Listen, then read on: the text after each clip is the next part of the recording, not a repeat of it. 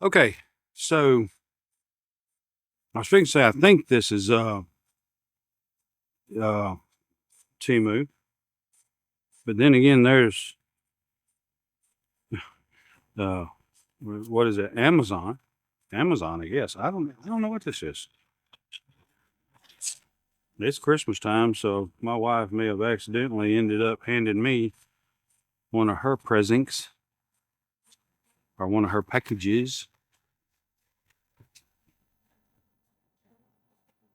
So let's see what we can see. Oh, yes. Okay. Yes. All right. Cool. Of course, this battery is useless to me. A DRE6 for LPE6N. But I remember buying this. It comes with all the same stuff that phone camera up there is hooked to, and it's a V block adapter for VMOUNT batteries. And so you'll remember, I think you'll remember a video or a mailbag weeks or months ago that had one of these in there. And so I ended up getting an adapter that goes on it that plugs into the wall, and that's what this is mounted to. And it's great because you've got USB connections, on-off switch, and you've got 15 volt, 12 volt, 8 volt, 5 volt, as well as a T connector. And I hope to get some of these batteries sometime or another, but they're so expensive, I probably never will. But that's what you would normally put on this, and this is like a power distribution block. And so I wanted to get another one because I wanted to set up a something like this on the tripod and be able to either hook one of these adapters here to and it snaps on it like a battery and just plugs into the wall, to have on the tripod to run a camera at long times without having to worry about batteries, or get one of these batteries, which they're like $100 a piece, which basically says I'll never get one. Or that interpreting price of $100 battery that's this big to my language is no, you're not going to get one. So this one was like $15 cheaper than that one was. That one came with a dummy battery for an FW50 Sony camera. And I seen this one that was $15 cheaper for some oddball dummy battery adapter. And so I got it. And so I can just, and I'm hoping to maybe print a case, a dummy battery for a Sony camera, and maybe use these contacts here, which here's a battery. That's almost, they don't actually match up, to be honest with you. But to have the contacts, I think I can make it work, because with these batteries, there's 3 slots in there. I don't know if you can see that, but there's 3 slots in there in the contacts. It's like the center one, I think, is going to help it regulate during charging, but it's the outside and inside that's the plus and minus, and you can see them marked right here. That's plus and minus. And so that's the only 2 that I need. So I need the outside, this one and this one, to match up. And I think I can probably reprint something to make that work and use those contacts in there. But regardless, print something like this and put it on here. At worst case scenario, these batteries, I get one that's this bad, take it apart, put the wires in there, and use the case of an actual battery. which it would be worth it to figure out, because I've got a bunch of these batteries that are used that I've got with cameras and other things, and I'm pretty sure some of them aren't going to be that good. And if I find one that's bad, then I'll do that. Or it's something, you know, Jesus will provide eventually in some form or fashion. And so I really think I can turn this into an FW50 battery. And I ended up with two more weird ones that go to some other kind of camera, trying to get adapters for a FWN 970 battery plate. And so, and those are extremely close to these your distances here, your plug here for these batteries. And so I think I can make that work. So I don't think there'll be a problem with making this work, because that's what I love to do. I love to get something that's made for this and make it into something else. And so that's the intent of this right here. So and you're going to come along with stuff like that from now on when I can. If it's something I just got to get done and got to get it done now, I'll just do it and maybe talk to you guys about it. But hopefully I'll be able to bring you along anytime I do stuff like that, so that you can see how I did it and say, hey Goober, if you'd have done this, guess what? It would have been so much better. And so then this Goober from now on will do it that way, and we can all learn. So anyway, that is what that is. Future video with a happy ending. Let's see what else we got. Here I go again on my own. Like a drifter I was. Hold on. That's not why you tuned in here. What we got now? Oh yeah, okay. It came in. So, if you actually stay awake during videos that I make, and it's a very good possibility that you don't stay awake during the videos, because in all honesty, I tend to fall asleep myself sometimes. So I don't expect you to be awake all the time during the videos. So don't feel bad if you fall asleep like me. But if you haven't, you remember a video here recently about one of these. And this is, my fake German accent don't work very well, does it? Okay, so we're just going to throw that away. It's a gimbal mount is what it is. And it's what this camera is mounted to. So I've got and you can't really see it, but I've got a TV arm that's mounted to the bench conglomeration here, and comes around, and there's a video on me making a bracket to mount this to. And so it's actually setting up there like this, but this is a side face of the orientation. This is flipped around backwards, and this is actually, let's see, let me just make it what it is. So it's up there like this, but this is the orientation it's setting up there.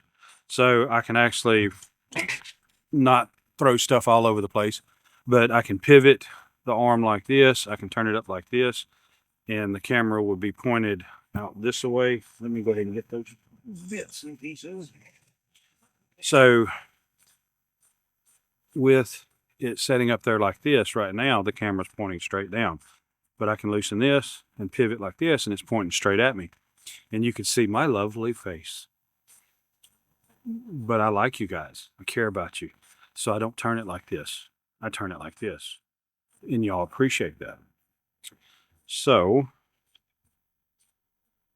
the idea with this is I'm going to mount it on a tripod.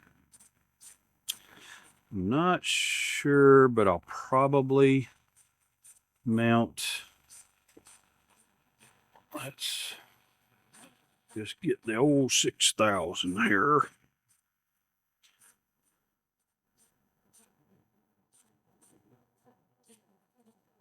which it just barely kind of fits in there, but not 100%.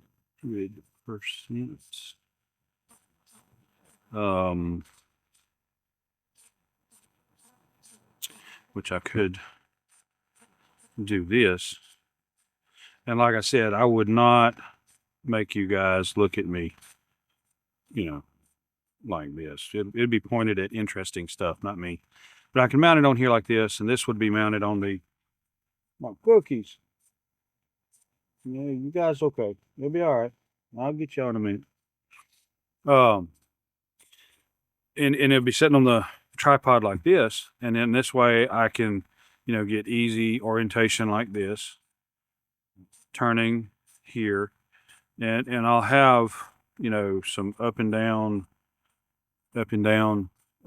adjustment. And so this I think will be, and plus this can be loosened up and for a quick mount and pull the loose.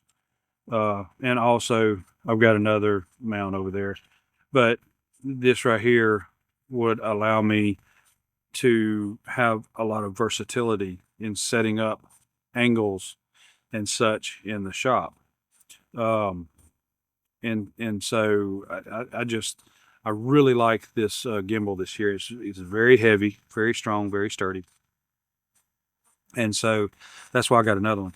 And so I think it's going to be really, really good and helpful in making things or getting shots set up and ready to go. A lot of versatility, I guess, is what I'm trying to say. There's very fluid, easy motion. It's not just flip floppy. It's got a little bit of resistance there, so it's kind of like it's preloaded or something. And so smooth. It feels smooth, is what I'm trying to say. And so it's going to allow for a lot more options in camera angles and such as that when I'm doing projects in the shop. And so this 9 times out of 10 in the future, which this is the very first part of December, I think December the 3rd of 2024.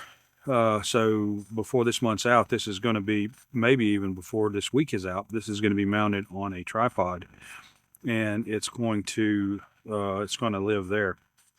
And that is going to be my go-to mount for my go-to camera. So that's that. Let's see what else we got. You see there? I'm very caring. I saved my cookies. I told you I was going to be okay.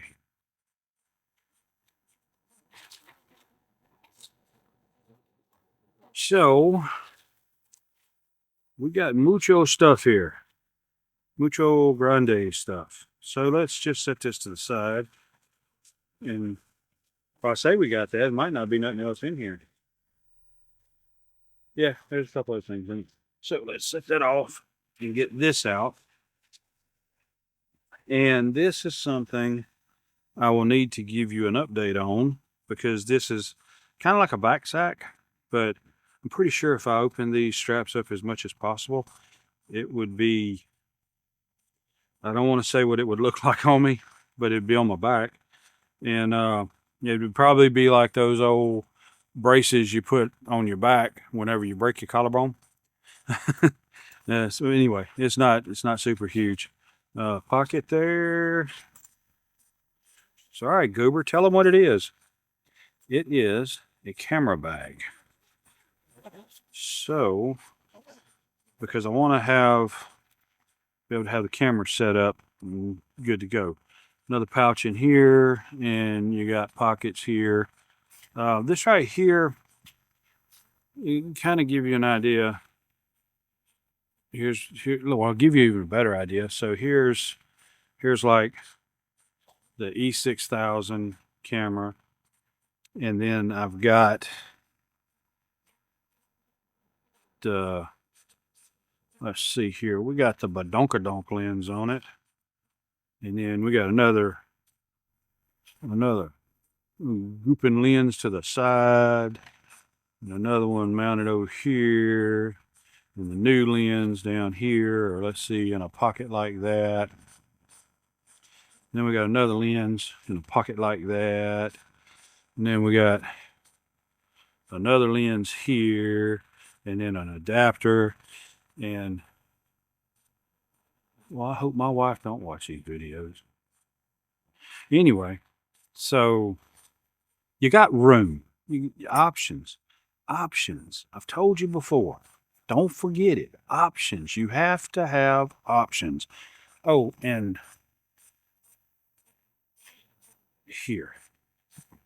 I think I might have been talking about this on another video, and I didn't see them because they were hidden up in all this. But these are like adapter rings that you can take and screw onto the front of lenses and adjust the size for different filter sizes. And so this would just fit right up in there. And this looks kind of weird, but each one of these graduations is a different size. So it's an internal, screws internal and reduces the diameter for smaller filters. And this screws external. So this would go into a lens and be a little bit larger progressively for larger size filters. Hope that makes sense. But that's what those are. And I forget how much they were. I kept seeing them and there was like, I think 20 bucks. I was like, man, that ain't worth it. Seen it again, 20 bucks. Man, that ain't worth it. And so I seen it again, 10 bucks. You know what? I think that's worth it. And I got it. So let's hide these back off to the side. See, my wife, she doesn't get it. She'll come in here. Oh, you got a mess. That's right. It's a mess. Don't worry about the mess. It's all good. Just don't be concerned about that mess. As long as she doesn't know what that mess is. That's the big part. Do not, the trick to it is not to know what the mess is. Because the mess will get me in trouble. Take my credit card away.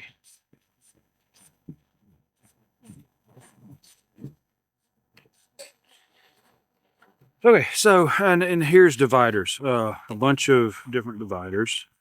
And let's rip all these goober snorts out and kind of give you an idea of the depth. So here's and so you got about that much more above the top of the camera, which is about an inch and a half at most, above the depth of a E6000, Sony E6000 camera with a cage on it. So you got a lot of room here to do stuff.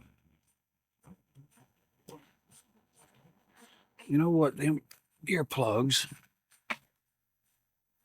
are not in the way anymore. So let's see what else the Weebee's gotten. Come on, cookies. It's going to be okay. I'm telling you, Chips Ahoy, it is going to be okay. You have nothing to worry about. All of those other cookies are in a special place, playing and happy and enjoying life. And y'all will get to see them again soon.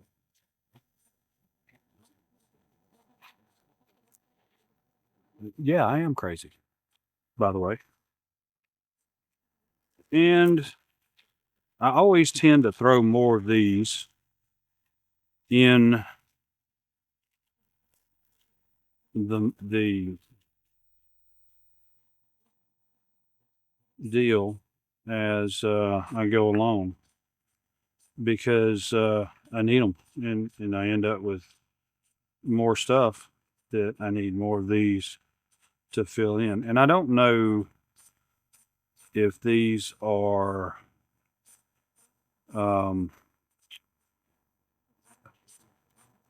E-mount, maybe.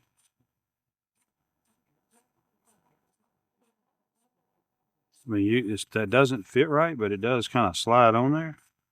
So I don't think that's an E-mount. I hate to be so fruity here, but oh, that's what. Okay, yeah. So this is the one it is. Maybe not.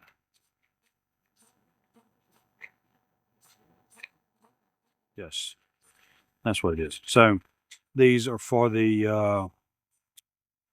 Minolta AF style lenses. That's what those are. And I think I did this because yes, here we go. So I had one. I didn't realize it, but it didn't have a bottom. And this is some lenses I got from like China or Japan or something. And so I got the fronts that fit. And so this is for a camera that I'll never get, but I got them. So now I think all my lenses have tops and bottoms, except for this fisheye lens. And you can probably tell that there is a lot of scratches and blemishes on this lens. And so even with all this ugly goober on here, the only bad spot that you can see in there is really here. And I think I can clean most of this up. If I lose the coating on there, so what? I mean, it's actually physically chipped to some, you could feel it there. And so I got some lens repair stuff. Supposedly I could put that coating on there, cover the lens, hopefully. It's designed to be a protectant for like watches and phones and stuff like that. So anyway, if I can put it on here, it's going to be a video, and we'll see if it works. And I'll try to shoot some video with this lens before doing anything to it, just cleaning everything up, and then after putting that stuff on there, and to see how well it does.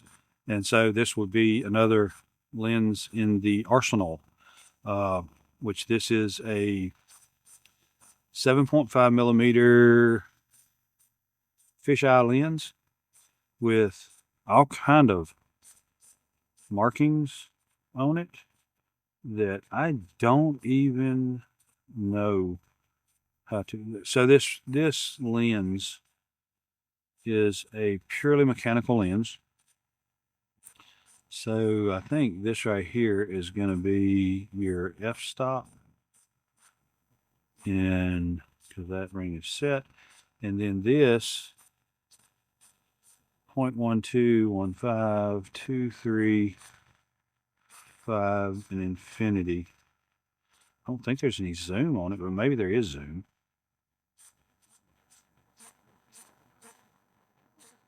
Or, if I knew what I was talking about, I could tell you what these are, but I don't know what these are. But I can figure them out. I can get on YouTube. YouTube has taught me a lot, and that's kind of the reason why I'm here doing this stuff.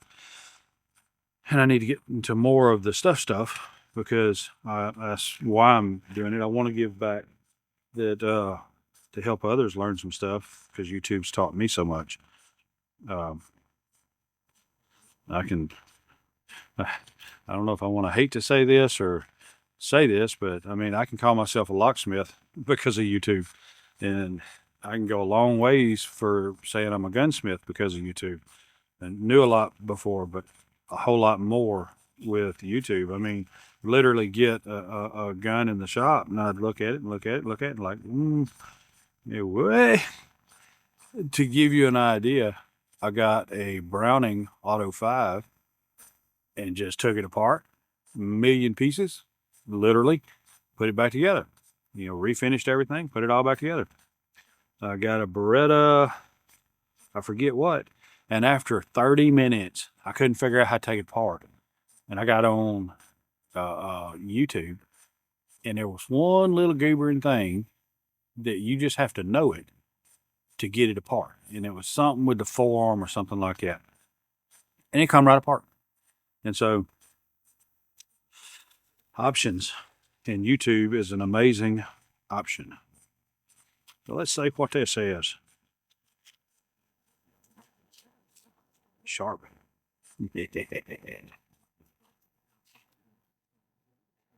Oh, okay. So this is This is this. So this is another something, kind of like a deal that I showed with a socket impact. So this right here would go on the end of an impact, and you can of course pull back on that. Let's see if I can grab that bit that I keep up here. And so there you go. A standard 1/4 inch interface in the front of it to actually put this on a impact, which that is a 1/2 inch. I can't, I mean, putting this on a 1/2 inch impact is like driving a finish nail with a sledgehammer. It's something that shouldn't be, but it is. But then again, think about it this way. I'm just sticking a number 2 screw bit in the end of that thing. They make other things on the 1/4 inch hex shaft. So, I mean, I'm sure it's got uses. A free thing. So, I don't know if I'll ever do anything with it, but I got it. Options. So, I don't have a clue of what this is. I'm sorry you saw me kill that bug. I don't know where they come from, but they seem to be here way too much. Oh, I think this is a filter of some kind. A UV 58 millimeter ARCICISE F-Series filter. Don't know if this is useful to me at all. But they had a bunch of lens filters for free. Not for free, but cheap. And so I got a bunch of them. And I'm the type of person that I was at a yard sale, and a guy had a handful of gun parts. And I looked through them, and I seen something, and I was like, how much do you want for all this? He says, well, I'll take $10. And I said, well, all right, I'll give you 10 for it. And so I brought the Glock 19 frame home with me, and now it's a whole gun. So if you give me something that needs stuff, I'm going to get the stuff for it. And so you hand me an empty toolbox, and I'm going to fill it up. So hence lens filters. Don't know what to do with them. Don't know, but I got them because I have something to put them on. So I got to have them. Can't have a camera if you ain't got, you know what? This is just aggravating. You can't have a camera that you ain't got filters for. You got to have the filters. Even if you don't know what to do with them, you got to have them. Just is what it is. Just get it and move on. All right. So I have a clear filter. I don't know. I can say this much. So, all right. This right here is a clear filter, and it is a Vivitar UV49. This is a ARCICISE HD Slim MC UV58. Same difference. Now I'm acting kind of stupid, but I can see some kind of a coating on there. And I know what UV is, it's ultraviolet, but I don't know how that affects cameras. And so I don't know what a UV filter does for you on a camera or a video camera. But I do have the UV filter, because I'm pretty sure, kind of sure, I think, that it is something that will be useful. So guys and gals, if you find this interesting or informative, I would appreciate if you comment below. I'd appreciate it if you'd like and subscribe. Most importantly, whether you do either, I appreciate you, and I appreciate you spending your precious time here with me, because it's important to me, just like my time is. And so, thank you, and God bless. Okay, so TEMU and eBay had a baby. No, wait. No, they got in an argument, and they both sent me packages. Let's see what it was. Okay, so TEMU. See what we got her.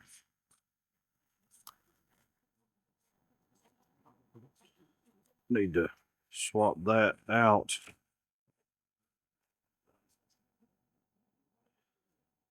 Because this is Durl. Aha. Okay. So I think y'all might remember my aggravation in opening a second one of these with the wrong adapter. And of course, here's both wrong adapters and correct plates. Now they've sent me the correct adapter for free, and supposedly are still refunding all of this. So if that happened, or if that doesn't happen, I'll tell you about it. But now we got the correct F50 adapter for Sony A6000 or A series cameras. Awesome. So now I can move on with that project, hopefully.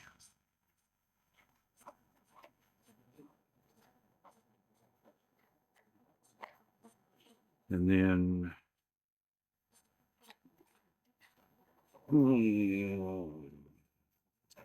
let's just pile that all together and get her out the way. So let's see what we got next. Alrighty then. You'll notice this is a little wet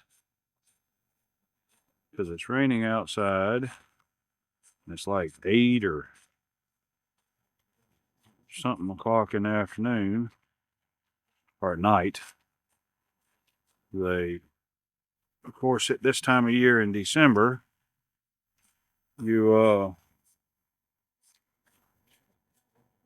end up with late packages because of so much for the holiday being ordered for the, oh, look at there. It's aggravating. So much stuff being ordered for the holidays. And so the mail carriers are out late at night making all these deliveries.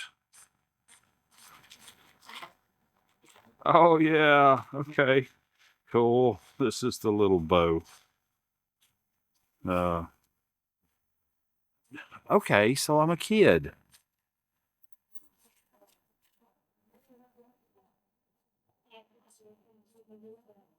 Oh, look at there. And it's got a little bow sight. That is so cute.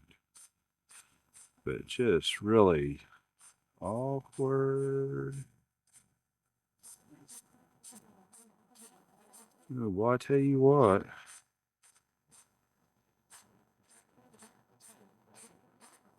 I got myself.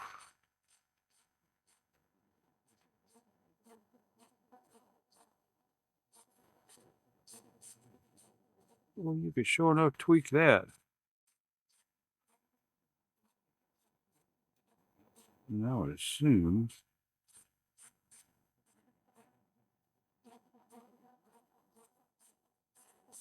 I don't know. I'm not even gonna try and shoot this thing because I don't have a clue. But it looked like it would be pretty cool to mess around with. So I don't remember what it was, but I'd been seeing them And some of these things are like $60 and stuff. I mean, it's just like unimaginable. The price, but this is all aluminum, feels like. Or actually, you know, that doesn't feel like aluminum, but that I would assume it would be some kind of aluminum. This is a I don't know, a flat metal of some sort. It seems to be a pretty well constructed little office toy that could be dangerous by all means. Looks like you got 1, 2, 3, 4, 5, 6, 7, 8, 9, 10, 11, 12.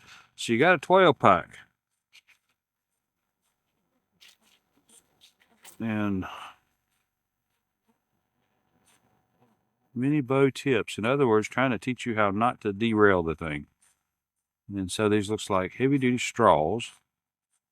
Apparently you just show the tips in there. And you get a Allen wrench, which I guess fits these. So anyway, that's cool. I'm gonna play with it for a bit. And then who knows? I may go from there and actually give it to one of my kids or something. After I play with it.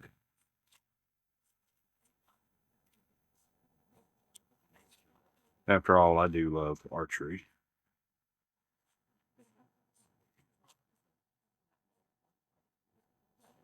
And you know, all men are children at heart.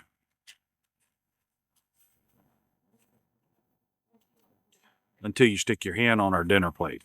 Then we get aggravated. Let's see what's next. Alrighty.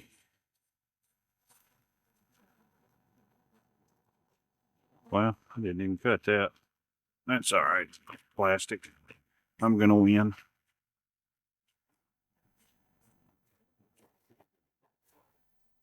I don't know if I've mentioned before, but I usually try to stick my hands in there and confirm everything's out, because I have actually thought something was, oh yeah, okay, so more. There we go.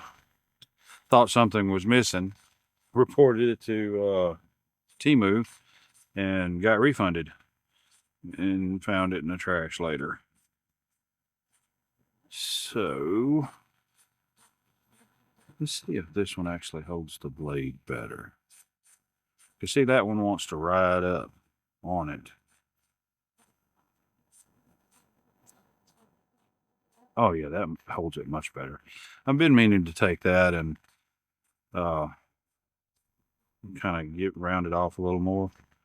But anyway, these are backups, because I have been known to misuse equipment.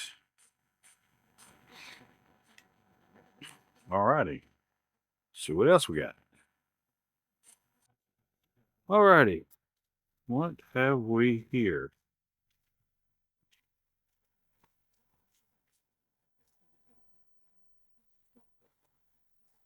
Huh. I don't know.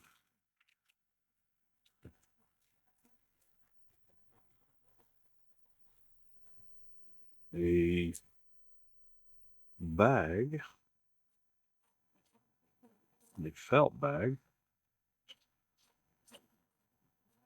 Oh, I think I know what this is.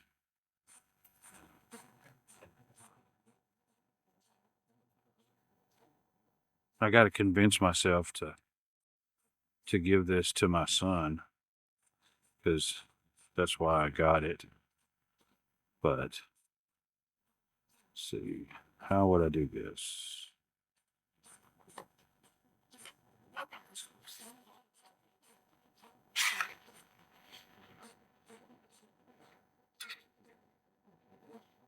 And I just don't know what I'm doing here.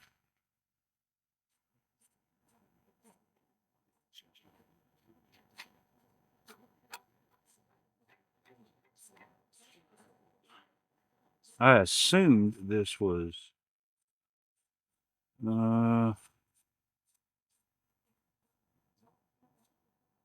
electronic, but apparently it's not. It's some kind of a fret thing. I don't know. I assumed you could play it like a guitar somehow. Shows what I know. I don't know. But I'll try and figure this out and give it to my son because he can play. Well, all my kids can play instruments. I always wanted to play instruments. And I can't play a spoon. You know, well, yeah, not very musically inclined, and let's just leave it at that. So let's see what else we got. That was TEMU, by the way. Okay, so now this is the eBay baby. And I know what this is supposed to be, but we're going to check it out and be sure. And it looks like it probably is what it's supposed to be. And I'm going to tell y'all what I paid for this. And I'm hoping that it works out right. So, this is a box full of hard drives. Let me get them out, and I will explain to you what I'm going to do with a box of old laptop hard drives. Now, the listing said it was 22 to 24. Oh, there's another stack. Hold on. And that is everything. So, let's start off with kind of counting what we've got here.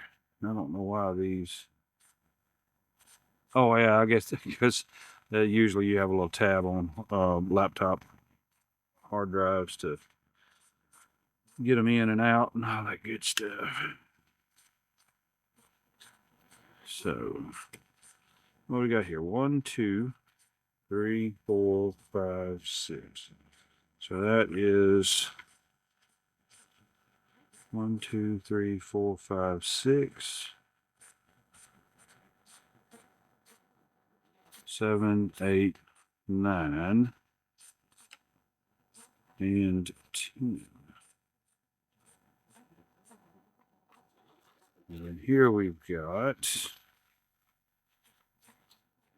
1, 2, 3, 4, 5, 6, 7, 8, 9, 10, 11, 12, 13, 14, 15, 16. So 26. So here's the original 22 that he was showing in the listing, and then here's some free ones that he threw in. So there really are a lot of awesome,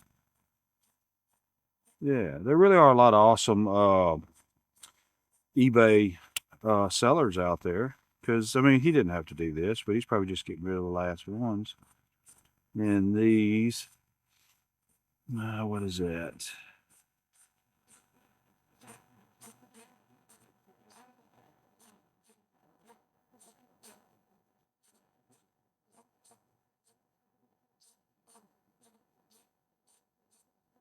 I don't see the data information. Let me get a magnifying glass and kind of peek at it a little closer.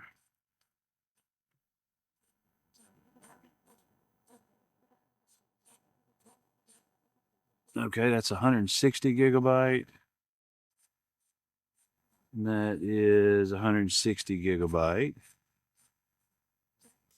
A 160 and a 160. So 460 gigabyte hard drives.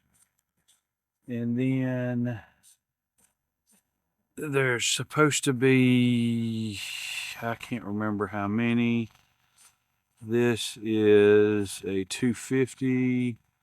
So the original listing, I think it was like 7 or 10 350 gigabyte hard drives, and the remainder of the 22 were 250 gigabyte hard drives.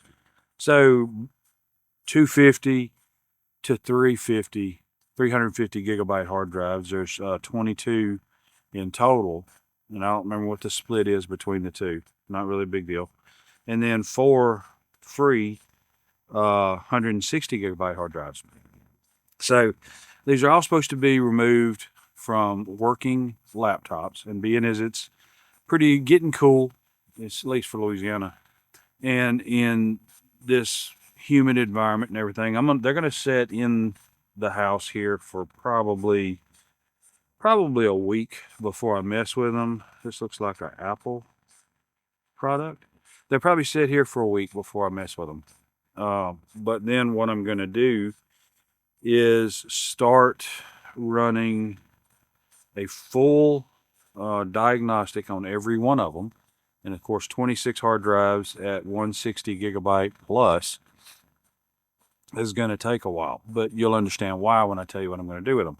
So I'm going to take these here, and once I've confirmed that they have a good life cycle and that there's no bad sectors, or if there are, they're cordoned off, so to speak, and reformatted properly. And there's probably operating systems and maybe even files on these. I don't know, but I don't even want to get involved in all of that. If there are, I just want them gone in blank. So my intent to do with these is, because I've got this channel,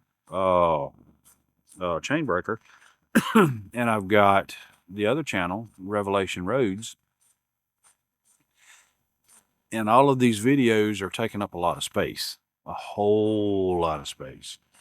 And so I'm going to, once I've confirmed that these are good, stable, reliable hard drives, I'm going to start backing up all of my videos onto them. Because for right now, I've got a 2 terabyte hard drive on the computer that's filling up, that I'm putting all this on. And so I'm going to take these and put all of those editing files, because it's got all the raw files, the pictures, the descriptions, the tag lists, everything.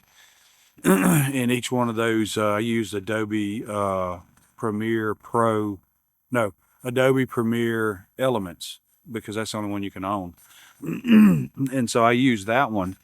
And so that's what I do all my editing with. And so I'm going to save all of those projects that have been uploaded onto here, onto these. And so it'll keep my hard drive clear and conserve space. And then when I'm ready for the next level, I'll, buy another lot, because I paid $20 for all these hard drives. It was $20 on eBay. Now, yeah, call me crazy, because I'm going to take a used hard drive and store my videos, raw files, and all that information on them, and take a chance. Well, guess what? I've got a 2 terabyte hard drive in that computer over there.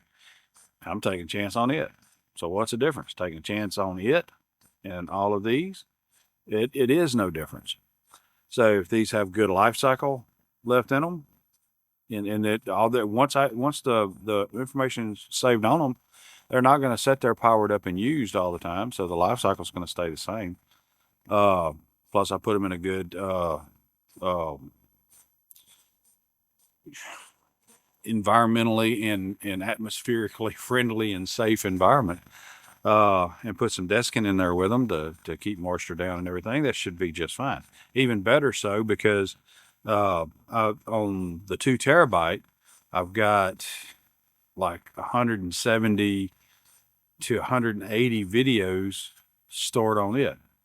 If I lose that hard drive, I lose 180 plus videos. Whereas, I don't know, I think they average anywhere from 3 to 5 gigabytes a piece on the regular ones, and then the Revelation Roads are big. They're more like 5 to 10 gigabytes on each one of them. So on 160 gigabyte, I would get, you know, I don't know, 10, 15 videos, give or take. I don't know what the ratio is, but whatever I get on them. And so I lose a hard drive, I lose that many videos versus losing all the videos. And worst case scenario, but because I'm trying to do everything in 4K, I can just download it back from YouTube again and hopefully have it in a decent enough format to be able to re-upload or just whatever I got to do. I wouldn't be able to edit it because I wouldn't have the raw files anymore, but I don't really intend to edit the videos. I may at some point, if anybody's ever interested, create full format videos that's got all the stuff that hits the editing room floor, if anybody would be interested in that. But those would be huge, long videos, because I've taken 1 hour plus videos and cut them down to 15 minutes. And there's a lot of just retarded stuff in them, as far as I'm concerned. But anyway, so that's the point. So I've got 26 2.5 inch 160 to 350 gigabyte hard drives for $20 from eBay. So you really can't beat that. And so what I've got a little deal coming that I can clone hard drives, the 3.5s and the 2.5s, and make copies and back up to and all that. So that's what I'll use. And so I'll stick one of these in there, pull videos off, put them on these, take these, put them off to the side. Good. Grab the next one, go from there. And so I'll have storage and be able to keep my computer clear. And then, knowing me, I'll wind up building a computer or something and grabbing one of these hard drives anyway and using it in it. So you can always use 160 plus gigabyte hard drive all over the place. I got a Unix computer just over here that I don't use, that I want to use in the editing and everything here, possibly with live stream or something like that. But it's got Ubuntu or Ubuntu, however you want to call it, and Windows 11 or Windows 10 multi-boot set up on it. Then that computer over there has Ubuntu and Windows 11 in a multi-boot setup, but it automatically boots into Windows over there, and that one automatically boots into Ubuntu. And I've got other setups. So anyway, long, drawn out, you don't really care about all that. But anyway, that's what I got it. So I think it was a pretty good deal to get all these hard drives for that. I think they're going to be very useful, come in handy, and solve a space issue that I'm having on my computer. Anyway, I thank you guys, and I appreciate you guys tremendously, just for being there and watching the videos. I think this channel is currently, I just got congratulated by YouTube because it's got over 75,000 views, and the huge majority of those have been over the last 2 months. 2 months ago, I had 92 subscribers, and as of a few minutes ago, I've got 169 subscribers. And so that tells me hopefully I'm helping some people out there, and you guys are getting some stuff out of this. I really hope you are. I love it whenever you comment and you tell me, you know, hey, that was great, it helped me, and I appreciate it. That makes me feel good. And even if you comment and say, look, man, you just talk too much, do this and it's better, or try to do that, I can take criticism. I can take constructive criticism. I can even take ugly criticism. It doesn't matter. I'm a duck. It rolls off my back. It doesn't bother me.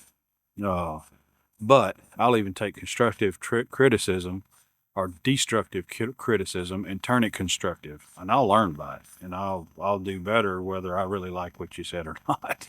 So it doesn't matter. Say what you want to say. Comment how you want, but please comment. Say something. Tell me. Let's talk. Let's get this out in the open and get it right. Because I'm doing this for you guys. I ain't doing it for myself. I ain't getting paid. It's like what, light years to get 1,000 subscribers and the 4,000 watch hours to be able to be monetized. So that's like not ever a thing in my honest opinion to happen. I'm at like 600 and something watch hours, and most of that's come over the last 2 months. But and so I don't really expect to ever get to monetization. So I'm doing this guy to help you guys and to learn myself. And I learn when you comment on the videos and talk to me about stuff, and I get to learn stuff too. So anyway, I appreciate you. I thank you. And I know your time is precious. Mine is too. And I appreciate you spending your time here with me. I thank you, and God bless. All right. We have a combination of eBay and, wait. Yes. We have a combination of eBay and TEMU. Stick around. Let's see what we got. All right. So here is the first product. And this was from eBay. Newer, sharper scalpel. Look at that. Butter. All the way down. Butter. So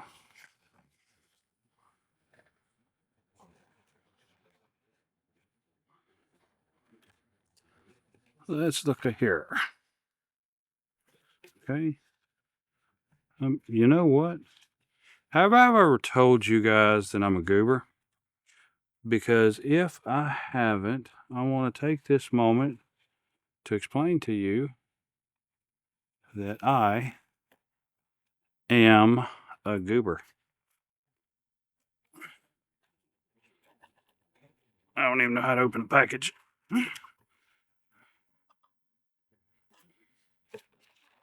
I don't even know if I like seeing that stuff. Which, yeah, I guess that's, I don't know. It is what it is. So I can get it out without spilling it all over the place.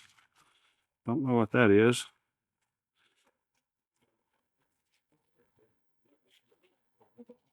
Maybe I do know what it is.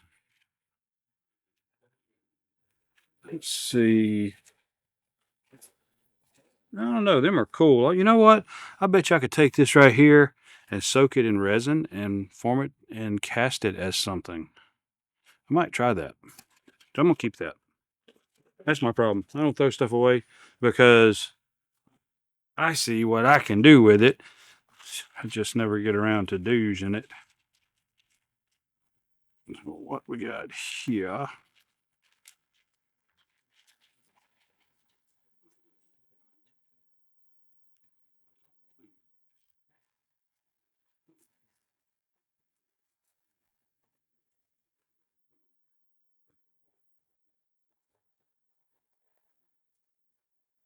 Battery charger.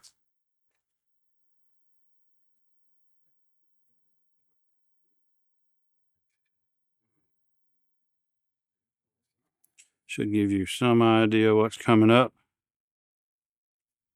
Oh, heavy as a brick bat.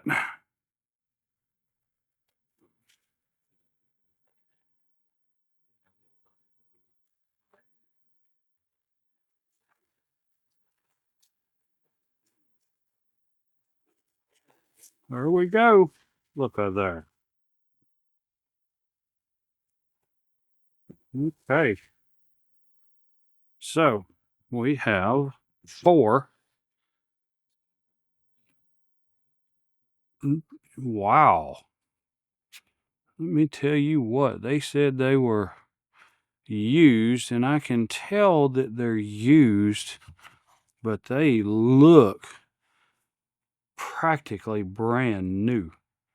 So this is 4 NP F970 / F960 batteries. They are each 8,800 milliamp hours, 65.12 watt hours, 7.4 volts. Exactly what a Sony camera needs. So you got the two, and I don't know if these are alignment pins right here or not. You know what? They're not. See, plus and minus. So that's the plus and the minus. Plus. It's backwards. Oh yeah, no, it is right. So plus and a minus. And in this, I guess maybe when plugged into the camera is a voltage sensing or current sensing or something. I don't see where the charger shows anything specific. So let's take, and that is that light. And let's plug this in.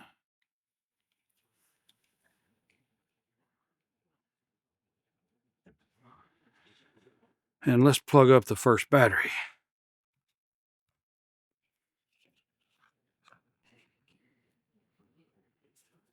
And we are pulling 5.2 volts. Just jumped up to 1.3 amps, 6.57 watts. We're still pulling 5.2 volts, 1.3 amps, 6.2 to 6.7 watts is what we're drawing. And this little ring light, to give you a comparison, this is like a 10-inch ring light that's circling the lens for the camera there. And it's on high, and I don't know, that's probably fluorescent type of light. It's 5.2 volts, 1.8 amps, 9.3 watts in comparison. So this is drawing just slightly less than, or I would say, okay, about almost half as many watts, and right at the within 0.5 amps less than a ring light, a 10-inch ring light. So that's pretty cool. So I'm going to assume this is red as long as it's charging, turns green when it's charged. So I'm going to go ahead and get all these batteries charged. And we'll see how that goes. Kind of do something with these. I don't know. Let me just push this up here. Set these off to the side. Be right back. Too big for the table. This is TEMU. And we got that open. Let's get this. Oh yeah. Okay. Yeah, I got you here. Say goodbye to NT. Say hello, NG. Say hello to creation. Wow. Isn't that special? Just special. Don't know what they mean by all that, but okay. Sounds cool. So I'm going to, packaging looks good, so I'm just going to set this to the side and pull the stuff out. And we'll put it up there. So we got a flippy floppy Duma Flitchy. And a whole bunch of manual there. And I don't know what all that is.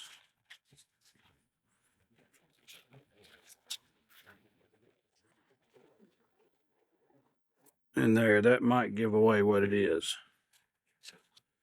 There's some brackets. Some more brackets. And I think a remote. Okay, so that's everything. Let's take a look at what we've got. So this is a teleprompter. And I don't know how to use it yet, but here, this is basically what it looks like.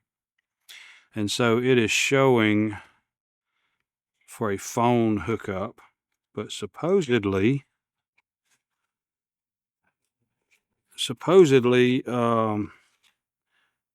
it can use like a tablet, or at least that's what it showed in the listing. And I don't know if maybe this is somehow part of that. I'm not sure, but I already got an idea how I can make that work anyway. Let's see.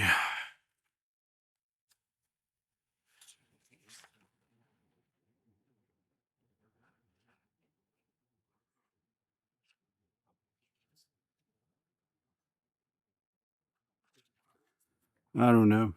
So, double-ended stabilizer bar. I don't know for sure. I'll figure out how to put all this together, but let me try, and maybe that's, oh, that's part of the hookup for getting the phone.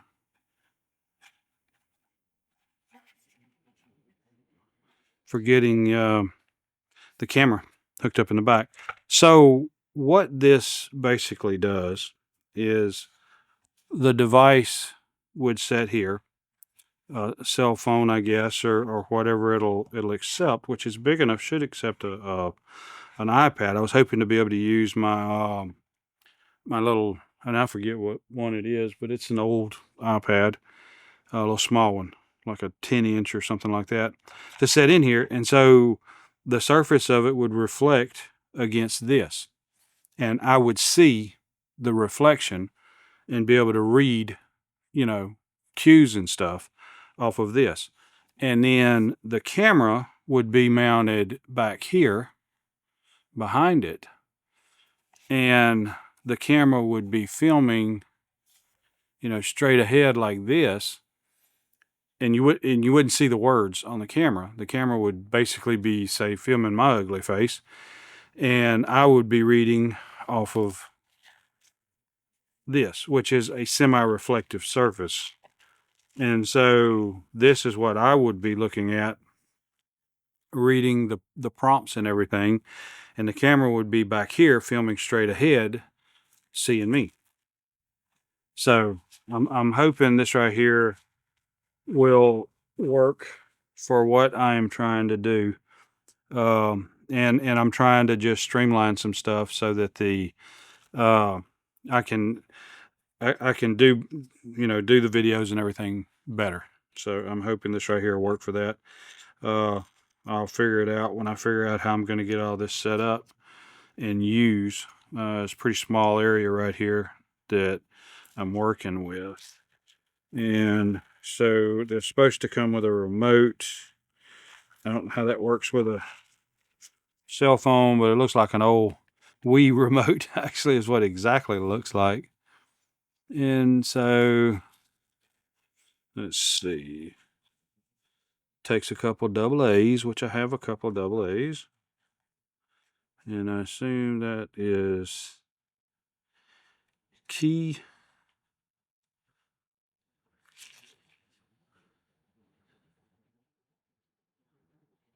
Okay, I don't get it, but that says key.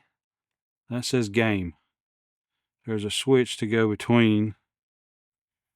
I don't know. And I have to look at the instructions, but I would assume this remote right here would connect Bluetooth to the phone, and I would be able to scroll through, say, a Word document or something on the phone. So play with this tomorrow and see if I can get it working, and maybe kind of show it off. So let's see what else we got. Okay, so next up from TEMU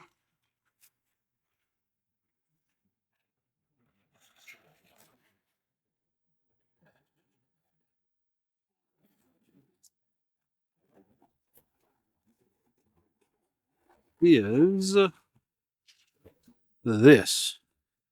Looking forward to checking this out and seeing how well it is or isn't going to work. 1280 by 800 pretty decent size, 7-inch IPS. So I'm hoping this right here will work out pretty good on monitoring the camera. Looks like a sun shield and the monitor. HDMI cord. Full size cord on the side. Looks like it's got a power input. I guess that would be audio video, headphone, OSD controller. Don't know. USB upgrade. I guess that would be a data port. But what is really caught my eye on this is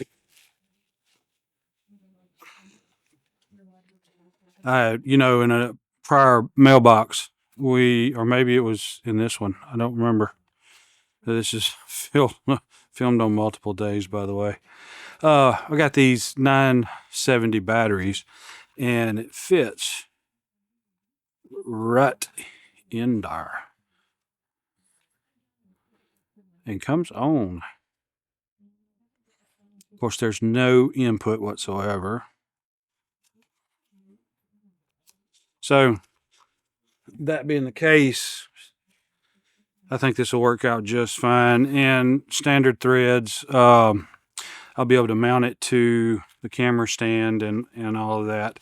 Because with the Sony cameras, for the most part, you really don't have the easiest way of actually, you know, seeing what you're filming and whether you're in the shot or not, whether it's framed right or not. And so that's pretty lightweight. So I feel like it would be very beneficial to be able to hook this up on the camera and cut down on the time for setting up to film, because you'll be able to see not that I really want to see myself, by the way. I don't really see an advantage to that, but I'll be able to see that, you know, my head's not cut off and everything's good. So anyway, I'm gonna need to look for, and I don't know if I have any, but a short, you know, real short HDMI cable. And I know I've got one that's standard to micro, which usually the HDMI connector on the cameras are going to be a micro or mini. I don't know the HDMI stuff terminology that well. So anyway, I think that's going to be a very beneficial upgrade to filming stuff out in the shop, or, you know, doing some archery in the back. Just whatever, shooting some air guns or something like that. Being able to be able to see that the shot's framed up good, and see where it goes from there. I don't know what all the details, whether this has any Wi-Fi or whatever. It's probably nothing special, just basically a monitor, which I'm okay with that. So anyway, see what else we got. Okay, so I am not remembering what this is. Shenzhen, I don't know. Let's see. I'll tell you what, let's open this up and see what it is.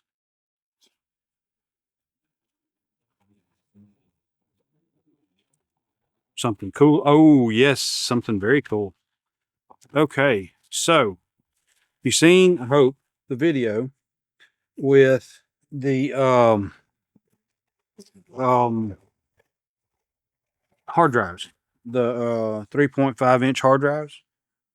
So with that said, this is the docking station, and this should be able to take, it's like 3 ports in here. So you'd put one that through just this docking station, you could clone it to the other hard drive, the other slots to the hard drives, back up or whatnot, or just plug them in up here and do what you're going to do. When I do a review on this, I'll go into some details to see what all you can't do. Windows 98. Wow. Okay. Yeah, sure. 2000, which everybody knows that was hard to tie stuff into. XP, Vista, Win 7, Mac OS, Windows 8, 8.1. Don't even remember that one. And 10. It doesn't even mention 11, but I'm pretty sure it's fine with it too. So the only, and I'm not going to dig it all out. You know, we'll do that when we do a review. Now, the only thing that I wasn't real happy about this docking station here is you see this big old huge open area right here. So I can put a 3.5 here and a 3.5 here. So here, and apparently it's got the old school 3.5 connector here, which I would have to, looks like, supply power. So the newer EIDE, I think it is, you have data and power supplied through the same connection. This is the old school 3.5 inch style connector, which was a standard pin header. And then your power was supplied through one of these Molex style connectors, which that kind of moves. And then this was, at the same time as this was popular, this was the style for the 2.5 inch hard drives. And I think I've even got some hard drives that have just this type of pin header. So the only drawback that I can see is being able to copy two 3.5s hard drives. So I've got the slots big enough to put in here, but I guess I would have to have some kind of an adapter to go, which I don't think you can do that. I don't know. I don't know how I would clone 3.5 inch, but I could clone 3.5 inch to 2.5. Y'all tell me if you know more about this. I've been out of all this stuff for a long time, as far as computers and all that wonderful, amazing stuff.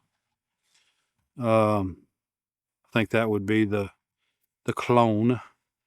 So I think it's showing clone here to here, or possibly here to here.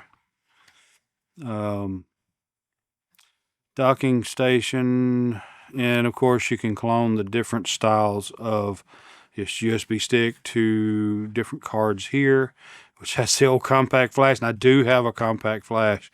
SD, that would be the main one used. XD, I think I even have an XD mode rolling around somewhere. I don't know that I've ever seen an MS memory card. M2, I don't know, but TIFF right there. The only thing is missing is Memory Stick Pro. So anyway, this right here I think is going to be very beneficial to backing up all of my videos, to get them off my main computer, to leave room on it to edit and get more videos uploaded. So anyway, that's what we got so far. I think this may be it. There may be some more stuff coming in this evening, or possibly tomorrow maybe, and I may tie that into this video or just start on the next series.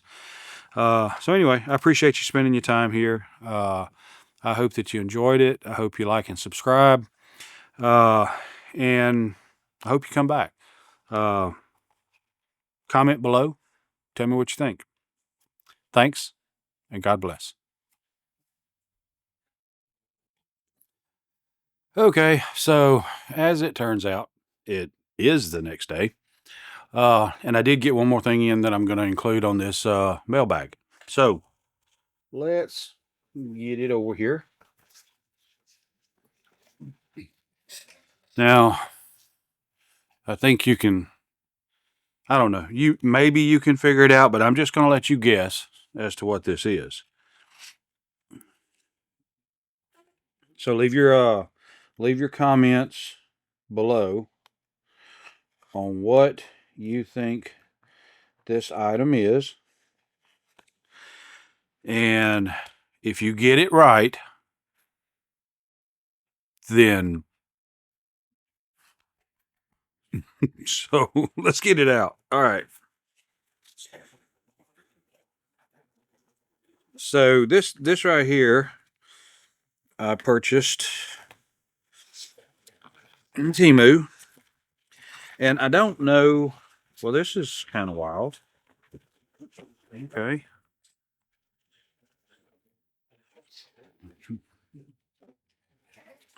Now this seems kind of fancy to me. So I don't know. Maybe they normally come with this stuff, but I don't know. Man, that thing is heavy. I don't know what that is. And let me add a little bit of potentially, but not really, useless information is these little silica, and this has got a hole in it, but these little silica gel packs, I've always, and I don't know if it's true, but I've always been told that these are very dangerous for animals. So throw them away, just in case. Because my little man, he'd eat that up just thinking it was something worth eating. So we don't need no stinking instructions. This right here, I got because I need a decent stand. And I believe this one is going to be a pretty good stand. Let me see if I can find it on TEMU to see what I paid for it. Bear with me, please.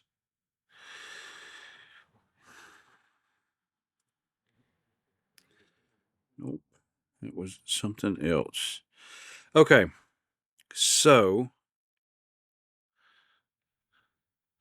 I don't normally show this stuff because the price has changed so much, but just as a point of information, it's currently $17.90, and I paid like $13.60 for this. And they do still have them in stock. And I am going to say, without actually having looked at this in much detail, judging just by the weight, because apparently us Americans judge everything by the weight. If it's heavy, it's got to be good. Apparently, I don't know. But anyway, so that is got a very substantial weight to it. Let me get it out of the bag. So I believe this is going to be a very solid camera stand. And this one is, it can go both ways.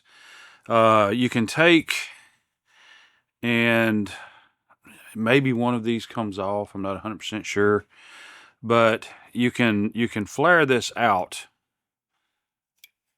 Say, let me see.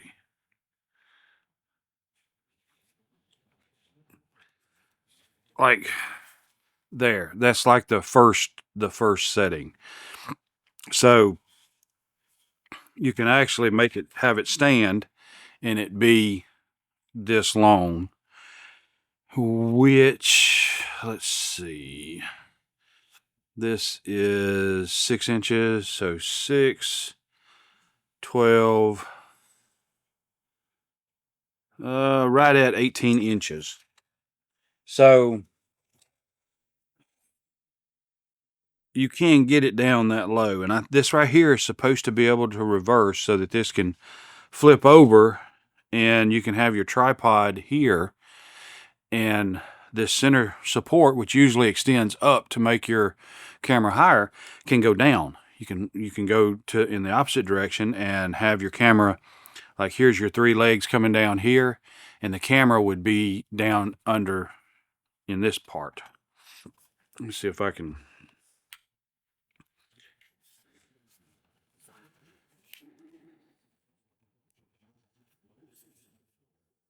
Again. So, like you see, the tripod, this is just way too big for my little spot here. The tripod here, this would extend down and your camera would be right in here. So it's got a lot of potential in the configuration and what all you can do with it. But the main thing that I wanted to try to do is have something that had a flexibility and was very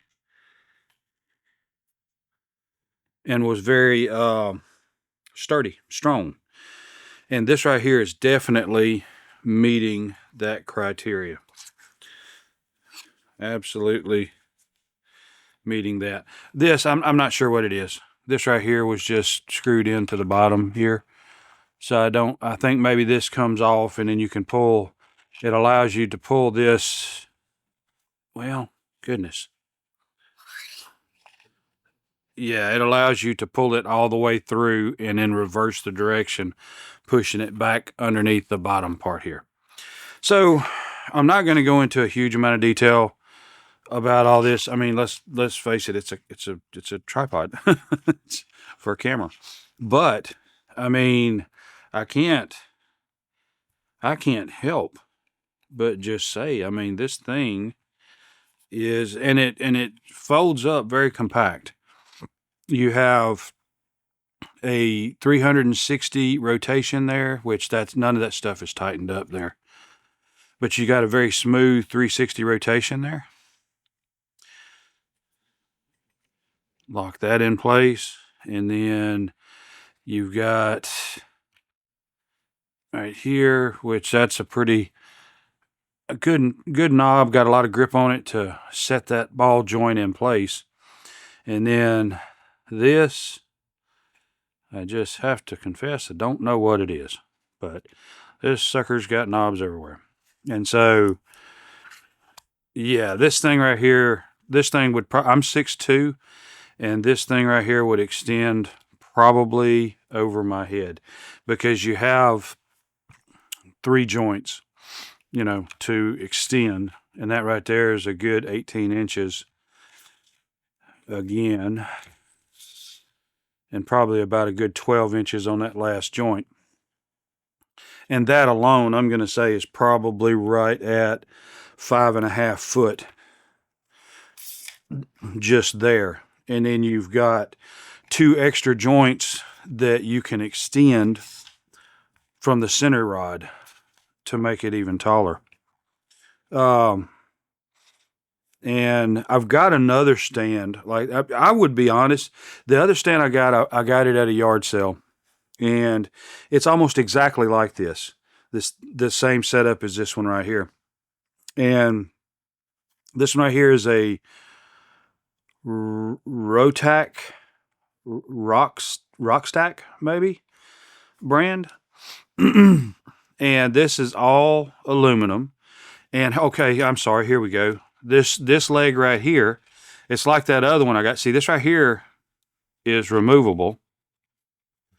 And you've got a monopod, which I guess maybe, or maybe not. Oh, I get it. I understand now. This center rod right here, you can undo this portion down here. Let me get that to where it can be in frame. You can undo this portion right here, take this whole center out and hook it into here, and then you've got a single monopod. And this has like a foam rubber grip on this particular leg that allows you to do this. And so the one I got at a yard sale, which is a very high dollar one that I got for like $5, and it's like this. And that one is like several $100s to buy that one. And this, of course, you know, it's red. See there? It's red.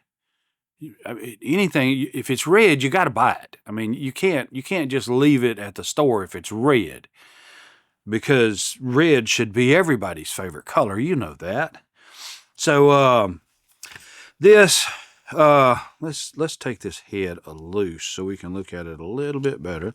I'm very, I don't know, excuse me, but I'm kind of excited about this because it is a whole lot better than I thought. I mean, I figured this was going to be a solid stand, and I got another one that's a real short one that I'm hoping to use with my Revelation Roads channel, because a lot of that is just like a vlog style. And so I set the camera up here on this desk, and point back to me with a green screen behind me, so that to do filming on that. And so well, let me just show you. Here's the janky stand. It's all loose and floppy and flippy, and this right here actually extends a long ways. This probably it's through these telescoping legs here. I think it extends probably close to 6 foot, but there's no structure, no support. It's just real floppy and everything. And so I have to play a devil just to get it, everything lined up and level and looking right, and then I can go ahead and shoot the video. And so I got the other stand coming, which I'll do a little unboxing review, in which this stuff like this right here, this is probably all you're going to see. This unboxing here is, because I'm not going to review a tripod. But if y'all say, look, y'all would like to know more about it before you actually buy one of these, yeah, I'll get out and I'll make a video properly so you can see more about it. But this right here, I was not expecting this level of strength, solidness, weight. I mean, you'd almost, that's aluminum. It's got to be thick pieces, or they poured lead inside this sucker. I don't know.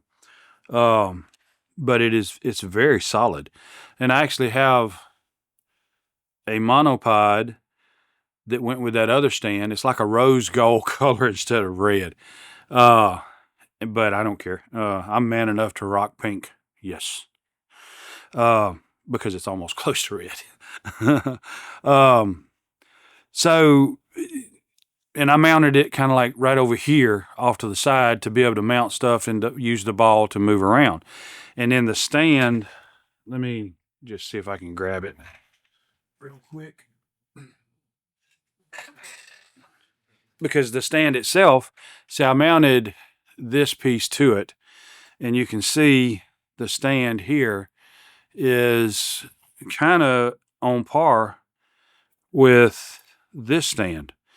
But even and a matter of fact, this stand with this attachment, this right here is almost as heavy as this one is. So it's not a lightweight. It's not something that you're going to want to go hiking with for sure. But it's got, basically the same setup and features. And this right here, this leg here, actually comes off and becomes a monopod. And it's got the same setup with that same type of deal on the bottom, where I could remove that probably and take this piece off, screw it into the top of this leg, and make a monopod out of this, which is why I took the accompanying piece with the same rose gold pinkish coloring and took the head off of it to use over there. But this is the same setup, and I think I looked this one here up, and it was like $100 or more, $200 or something. It was an expensive one, and I can't even pronounce that name. But I don't know. This is an extremely solid stand, and I feel like this one right here is going to be very much part of the course. So, or in equals to that stand there. And I don't know, the stand itself, it may be super cheap now. It may not be near about as expensive as it was when I looked at it. Because I usually try to figure out if I got a good deal at a yard sale. Then again, if you pay $5 less, you got a good deal at a yard sale. So this right here, of course, you got this attachment, and this piece right here, I guess, is some kind of aluminum. It's very, very light. It's not plastic. I don't think that's plastic. It feels like maybe a die cast. A painted die cast is what that feels like. And then a secondary attachment, which is cool. But at the same time, if I'm not mistaken, I don't know if you remember the, let's see, the unboxing, but I had this come in one of them. And this is, I could actually take this, because that's a 3/8, and I could mount it straight to the top of this piece, or I could probably take that screw out and adapt it to mount it to the top of this and have the larger plate. But I had gotten these because I don't know if this will mount to it, and it won't. So that's not compatible there. But that other one I had, it was compatible with those mounting plates of this size right here. So that's about the only difference that I can see at the moment between these plates, or these stands, is that one has a larger top, and I think this is closer to the, and I can't remember what those things are called, but there's a really expensive camera mounting system that I think this is more indicative of, or closer to in specifications. But you get 2 plates with it, and that's, in my opinion, pretty good. The only downside, which, well, okay, so those cameras are out. Can't easily get a hold of them. So I'm wondering if this right here will receive a like a what do you call that? A small rig style camera cage, if it'll fit directly in here. It looks like it will, but I'm not taking that camera off of that deal over there just to find out. But so you have a spirit level there, and on the corresponding corner you have another spirit level. Then you have one on that knob right there. So you have a lot of options that oh, these kind of work together. So I think you would set your main tension here, or your maybe a pre-tension here, and then loosen that up and turn it and tighten it up and lock it in place. Oh yeah, so that's what that would be. This one right here you would probably take, because like you back it all the way out and it's just flippy floppy. It's just flippy floppy. But you'd want to put a little bit of pre-tension on it so that you could hold it in place. So you put however much you need to hold your camera while you're getting it in position, and once you get it into position and just that perfect little shot, lock it down, and then it's not moving. So that's what these 2 knobs right here would be. Tell me, correct me if I'm wrong, because I'm learning this stuff and I'm retarded, so I need everybody's help. Or ignorant. I guess the better term would be ignorant. So, and I'm always very receptive to receive anybody's correction, to know that what I'm telling you is right or wrong, because I did a lens video and cleaning it, and I had someone very, very smart teach me some stuff about it, and I'm going to redo that video at some point so that people aren't misled by one of the things that I did in there. So anyway, so this right here is kind of the same style setup as that other tripod. So I think this is going to be a very awesome tripod. It looks very good. It's very strong, solid. Everything's good about it. So although you won't see it in future videos, just understand it'll be right underneath you the whole time. So this is going to be the end here. And so again, I would like to ask that you would like and subscribe if you enjoy this kind of content. If not, just stick around, because there's going to be some content that you'll find something that you do enjoy. And I appreciate you spending your time here with me. And I hope to see you again. I thank you, and God bless. Okay, so TEMU and eBay. They did it again. Stick around. All right, so here's the first item, and this item is from eBay, or we could say Fleabay. We say any of those and it'd fit. This right here was actually a auction item, and I won the auction, but I lost the auction because I didn't want to win the auction, but I won it. And that's what I won. Friend of mine, his wife used to tell him when he got home, "Oh, look what I won on eBay." And he's like, "How much did it cost?" So, here we go. We got this. See, I got another one of these lenses, a couple, I think, maybe, but another one that's on the other one that I'll set up here in like a vlog setup.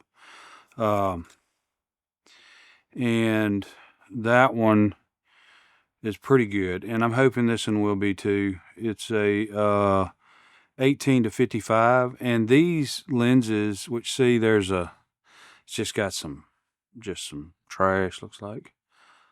Let's see. Well, there's a spot. It doesn't want to wipe off, so I'm afraid that there might be some kind of blemish.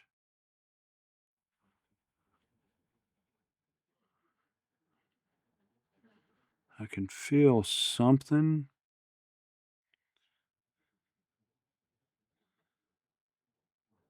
I can feel something, so I'm concerned that could be a nick. I don't know. Get it mounted on a camera. Kind of get an idea. That seems to work manually decently. So one big thing is let's just put it on a camera real quick and see what happens. We'll go ahead and stick it on this what is this, A7 full frame. Get a battery out of the battery hookup here.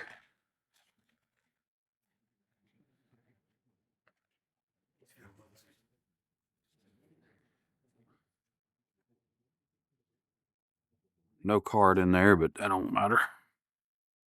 Oh no, this is 6500. I'm sorry. And it's not full frame. 6500 is a APS-C. And this is the one I got that the this hot shoe right here is all busted up, which eventually I'm going to cover that up so you can't really see it. And Sony cameras are so crazy about their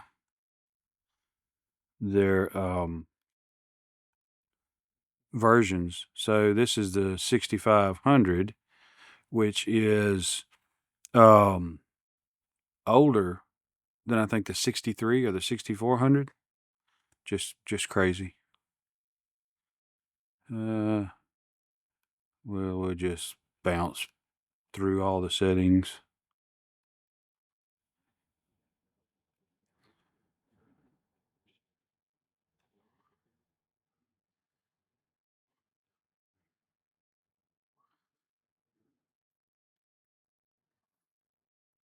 And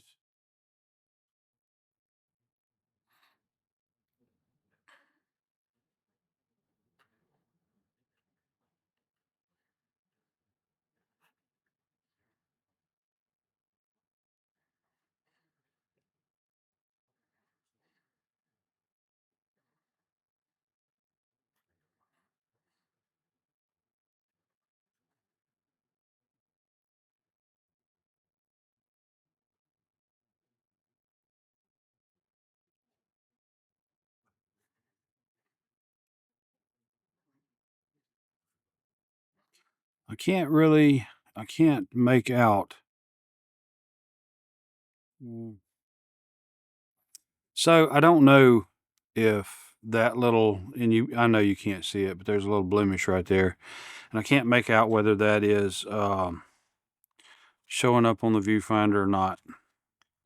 But I will say this, I wouldn't, in this case, blame this on the packaging, which was, very, very slim. This was just bubble wrap, a bubble envelope, which I'd never send a lens in something like this. I'd always send it in a box. But I wouldn't blame it. It could potentially, but there's no signs of pokes in the bag or nothing like that. So I don't think that's it. It is probably there already, and I wouldn't have really noted. I would have thought that was lint. So I wouldn't try to, accuse the seller of trying to take advantage as far as that is. That little spot, and it doesn't seem to be showing up that much, so I think we'll probably be fine with the lens. So we will see. So let's find some caps.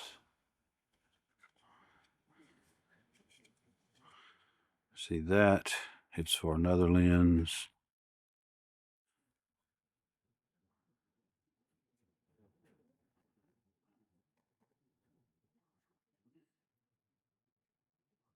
Yeah.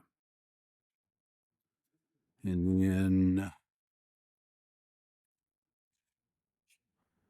let's see here. May wind up having to get some more of these, because it seems like, for the most part, I don't even end up using.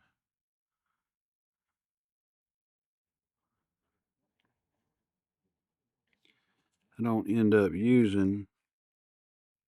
That one's flippy floppy. The bigger ones, because I end up using these smaller ones. That's a 58, which is too big. Hope I don't, or I hope I do have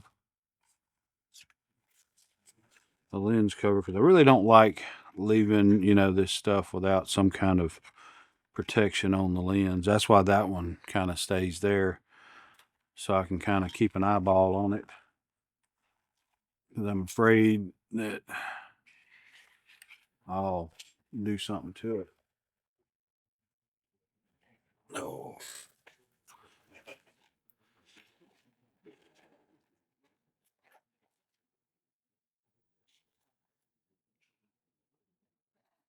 And these are a bunch of filters I got, and I've got a holder coming for these filters. That it was free, actually. I mean, a lot of stuff from TEMU is free. But it was free because it, popped up on a game, and basically, said, finish these criteria, and you get this free. And I finished it. I don't think TEMU likes to see me coming. I don't blame them. If I was TEMU, I wouldn't like seeing me coming, because of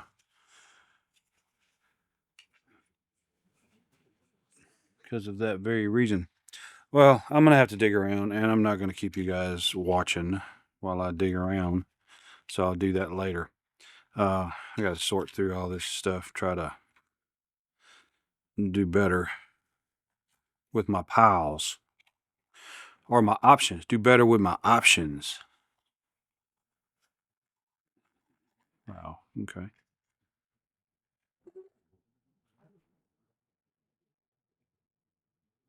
So we'll figure that out. All right. So anyway, that's number one. A SEL 1855. You can see where it's been around the block. You can tell that there's some banging around done happened as far as the exterior of the lens, but it seems to function just fine. I do see a couple of blemishes right there, but like, you could probably put a dot on a lens and take a picture or a video or something with it and never realize that dot's there until you kind of see maybe a tiny blurry spot or something that you may or may not pick up, and that may still come off. I got to clean this, and so once I clean it, you know, then that's going to be, and this needs a little bit of cleaning as well. So, but anyway, good deal. I'm glad I got it. Of course, like I said, I didn't want to win it because I actually ended up buying the other one at a little bit cheaper than what I had paid for that one. But I do. That is a great lens. By the wide angle. And I may end up changing this lens here out with that, because on what I normally film with here is a 16 to SEL 1650 is what's on this camera. And I mean, I got it so that it get a wide angle because of this close desktop, but I may try that 18 to 50, 18 to 55, I think is what that is. And on here, because this is actually zoomed in, because it's literally from here to the lens is about 24 inches, right at 2 foot. So anyway, let's see what we got next. Okay, so this is from TEMU. Let's double check that. Well, yeah, it's just got to be from TEMU. The model number is no model. Manufacturer Shenzhen. So let's get this open. And I mean, I hate to say it, but I don't know for sure what this is. I track every package that comes in, so I know when a package is coming.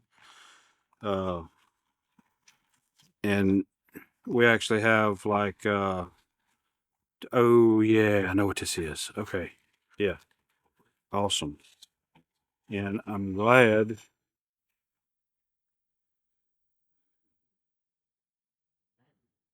Yeah, see, the telemarketers don't call me anymore. They just call, let it ring, and then hang up on me. They prank call me. The telemarketers prank call me because I've actually given them fits a bunch of times. So this is what this is. This is really nice. I like the way that they put some bubble wrap around it inside the box. Now, it just fit inside the box. So it was pretty snug fit. And so I would be, in some cases, concerned about the condition, but it seems to be fine. And if I could quit dropping scalpels.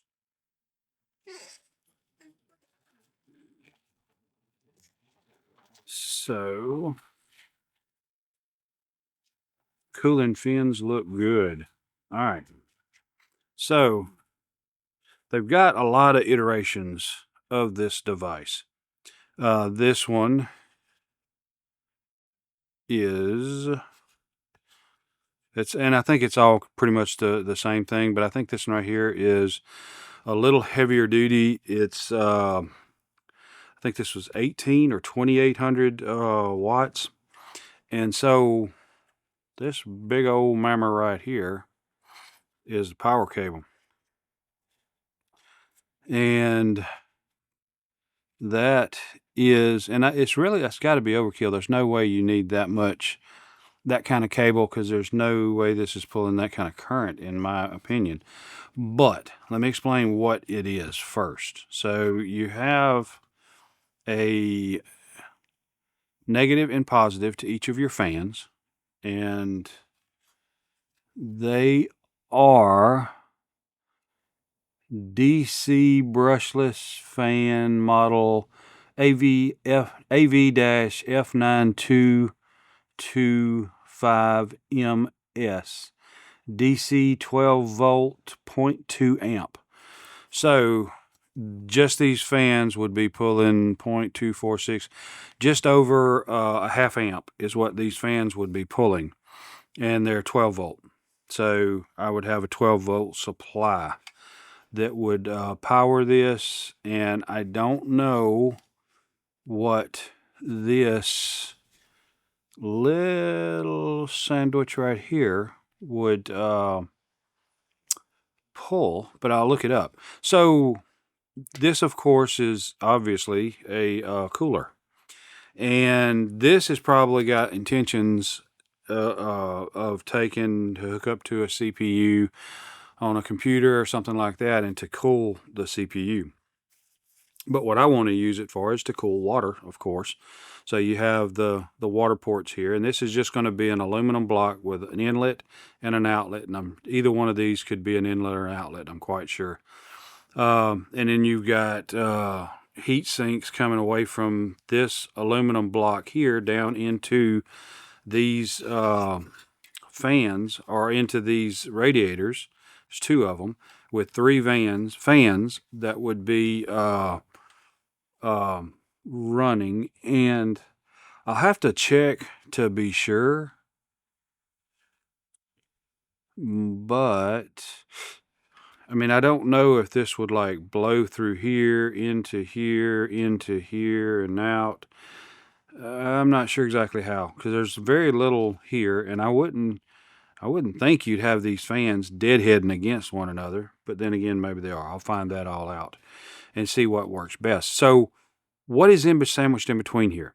This this little jacket here, this block, and this heat sink block down here, there is a Peltier junction in between these two. And there's the gunk transfer, the heat transfer paste. But what a Peltier junction is, okay? A Peltier junction is when you power it to the specified voltage, one side gets really cold and the other side gets really hot. And so it's used in cooling. And so if turned right, the cool side of the Peltier junction would be in contact with this block. And as it ran, it would cool this block. The water, you'd have to supply a pump to suck the water and push it through this block, which would cool the water. And then the other side would be hot. And so the heat would need to be dissipated, or otherwise the Peltier junction is not really going to be very efficient in cooling. And vice versa, the Peltier junction could be a heater, which you would turn the cold side out and the hot side against whatever you wanted to heat up. But this is against a radio with these heat sinks coming from here into these fins. Then it'll draw the heat off the hot side of the Peltier junction into these fins, and the fans will cool and help cool the hot side of the Peltier junction. So if I remember right, and I've got one, a friend of mine, a good friend of mine gave me a Peltier junction, which I intended to do that with, but when I seen this one for like $12, I was like, man, I can't even build it that quick. And it would be a whole lot larger than this, and I'm hoping this will do the trick. But so to keep the cold side cold, you need to dissipate the heat off the hot side, and it's got to be at a good ratio. So I'm hoping this all is worked together so that works properly. But what I want to do with this is take a 5-gallon bucket, fill it with coolant, which is already full of coolant. It's actually got antifreeze in it because it's in a room in the house that gets pretty cold, because we really don't heat or cool it unless we're in there. And so that is cooling water to go to my high HPA pump, air compressor, high pressure air pressure compressor, to fill up my PCP air guns. And so that PCP pump gets extremely hot, and it does it very fast. But when I take that 5-gallon bucket and I put a frozen jug of ice and set it in there, then I can run the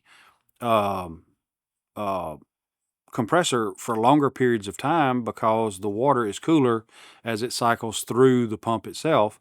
And what I would probably do is either run directly from here through the pump into, or maybe the water from the reservoir into here, out of here, into the high pressure air pump, and then out of there back into the water tank. Or I may need to do it the other way. I'll have to experiment to see which way would work the best. I really don't know. So maybe the discharge off of the high pressure compressor go in here, get pre-cooled, and go into the reservoir. But regardless, I'd just run this off of a 12-volt power supply with adequate amperage and cool that down. And what I would probably do ahead of time would be to run this for a little while to get that, and I'd work it out to how long it needed to run to get that 5-gallon bucket cooled down enough, and then start filling tanks, because I've got SCBA tanks, scuba tanks, that firefighters use, and those are 4,500 psi in a tank that's probably about 2 foot long, maybe that big around, which that's about like a I don't know, probably a 10 to 12 inch diameter. So it takes a while to fill that up, and so get my water cooled down, run my compressor as long as possible, then just shut the compressor off and let the water cycle through the head of the compressor and into the tank, and it'll cool quicker, and I'll be able to cycle and run again sooner to finish filling up the tank. So that's the point of this right here, and that's going to be a video as well. So let's see what else we got. Here we go, and this is a teamer, a teamer lemur.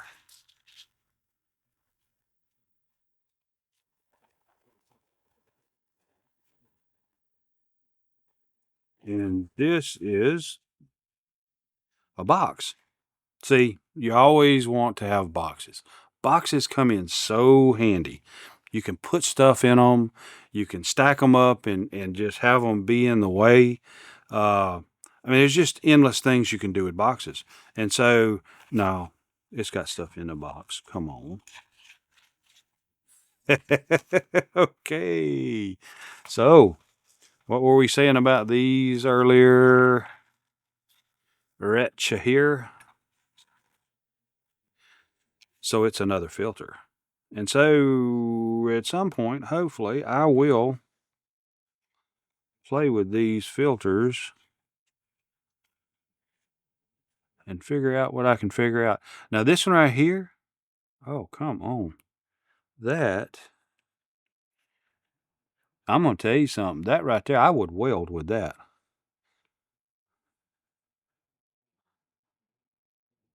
Ain't no doubt. I could literally weld with that. I really could. So it's exactly what I was hoping. Because it said the advertisement was showing it, it's taking pictures of the sun, in which I'm going to try that. Because usually if you're, and also if I can take a picture of the sun, I can most likely do videos of actually welding, and you could see the bubble. I mean, the puddle. And so I don't know what this means, but Lithdal solar filter ND 100,000, 58 millimeter. And so, it's bigger than all my lenses, so I'd have to use a reducer, and I got the reducer hookup. So I'm looking forward to trying to do some stuff with this, see what happens, see what we come up with. Taking pictures of the sun to kind of see what that looks like. I've seen some people do it on YouTube, and it was kind of interesting because you could see sunspots and different things like that. When you look at the sun, it's just bright. But when you take a picture of it with the right kind of filters, in which this right here, this light's pretty bright and that light's pretty bright right over there, and I can't see a speck of light through it. As a matter of fact, let's see.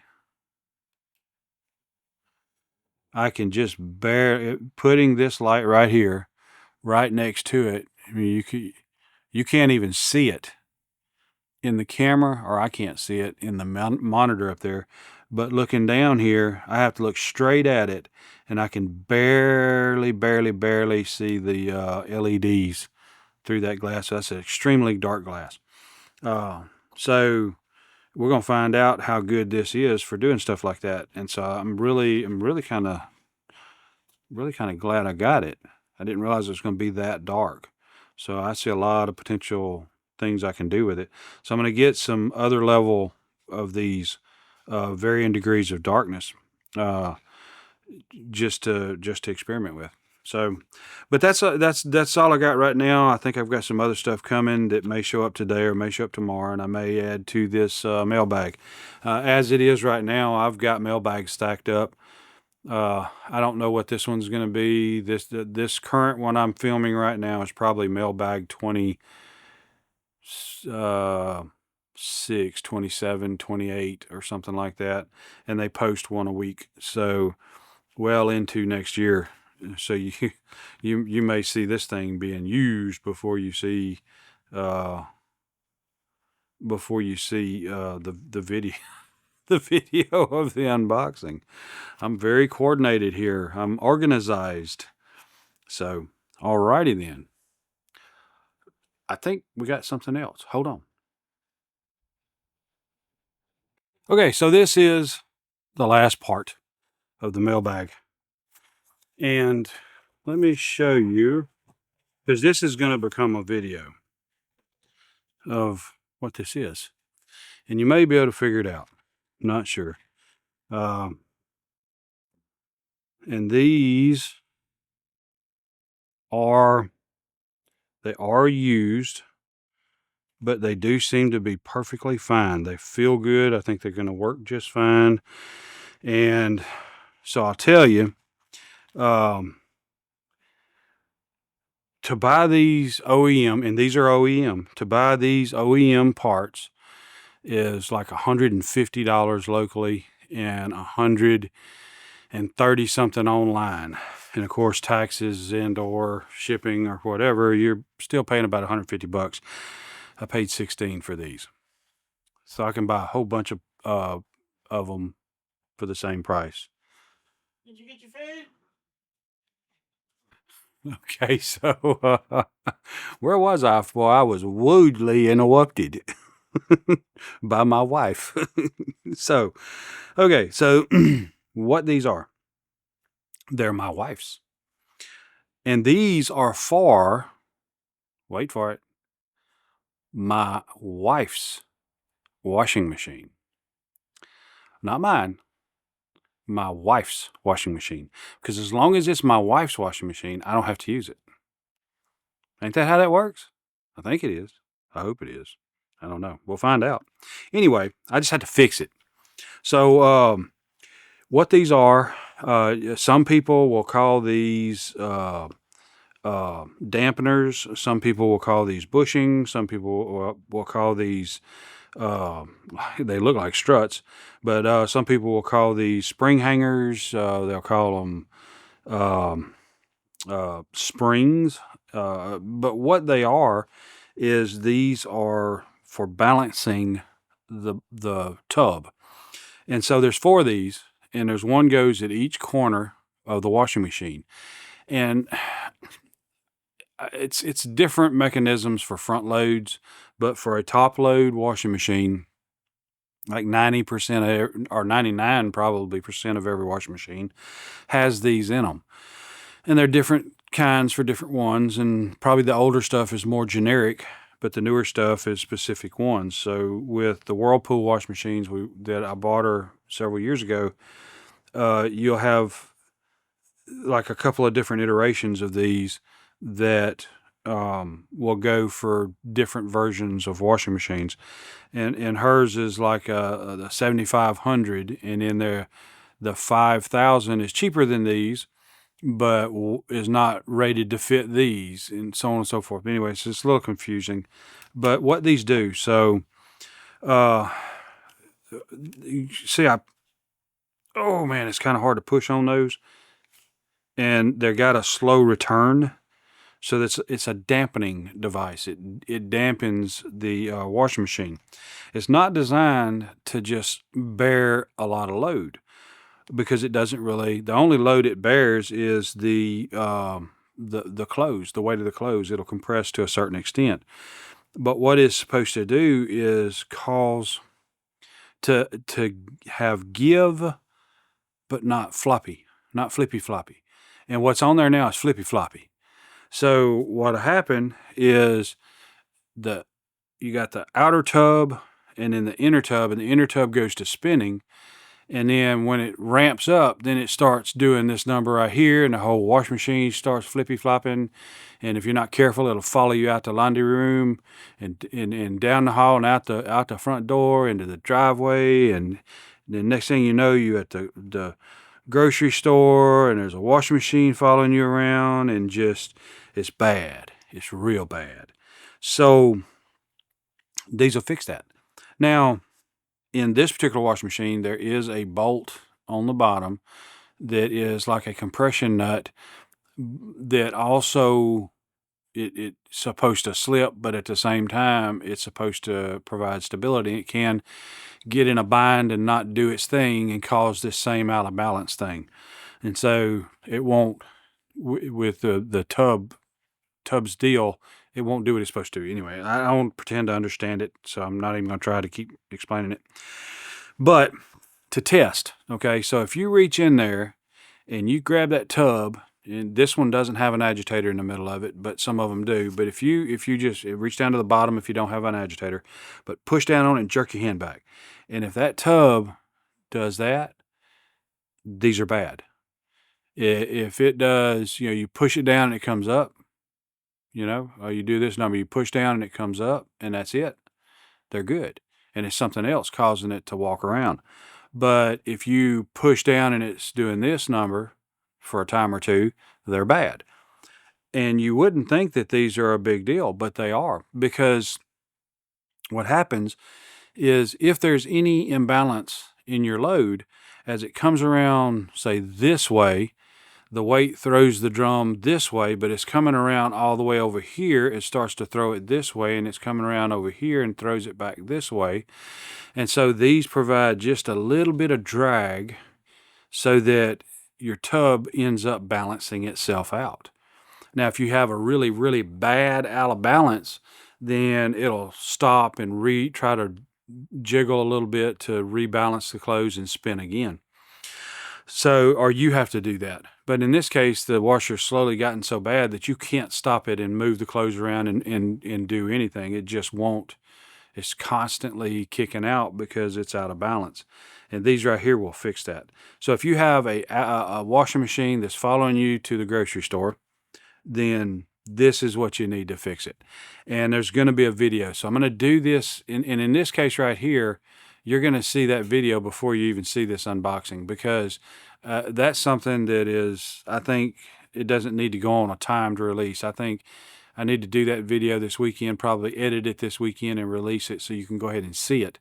And hopefully if you've got a washing machine that's got an issue like that, this will help you fix it. And so it'll be a how-to or a DIY or whatever you want to call it. So anyway, that's all I've got. This is the last one. I thank you and I appreciate you so much. I would ask that you would like and subscribe if you enjoy this kind of content. And if you don't enjoy this, you will find something that you do, because there's just going to be more and more and more stuff. I always get myself into so much, and there's just going to be more that I get into.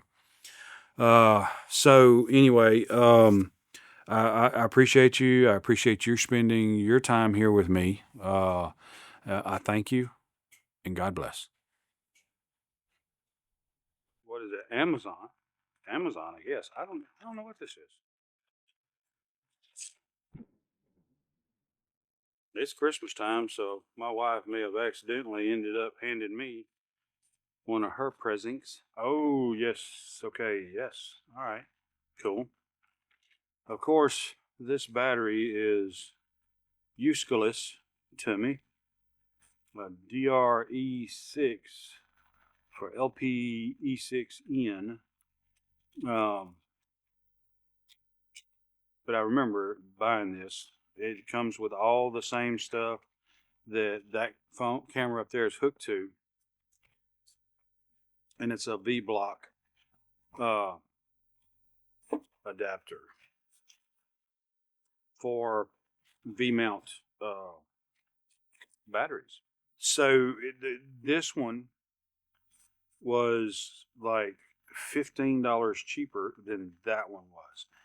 That one came with a dummy battery for an FW50 Sony camera. And I seen this one that was $15 cheaper for some oddball dummy battery. I really think I can turn this into an FW50 battery. And I ended up with two more weird ones that go to some other kind of camera, trying to get adapters for a FWN 970 battery plate. So anyway, that is what that is. Let's see what else we got. Here I go again on my own. That's not why you tuned in here.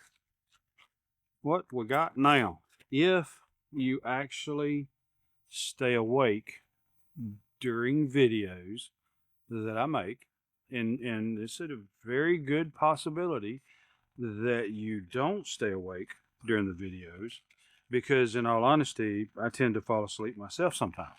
So if you haven't, you remember a video here recently about one of these. It's a gimbal mount is what it is. And it's what this camera is mounted to. And there's a video on me making a bracket to mount this to. And so it's actually setting up there. It's up there like this, but this is the orientation it's setting up there. So I can actually not throw stuff all over the place, but I can pivot the arm like this. I can turn it up like this.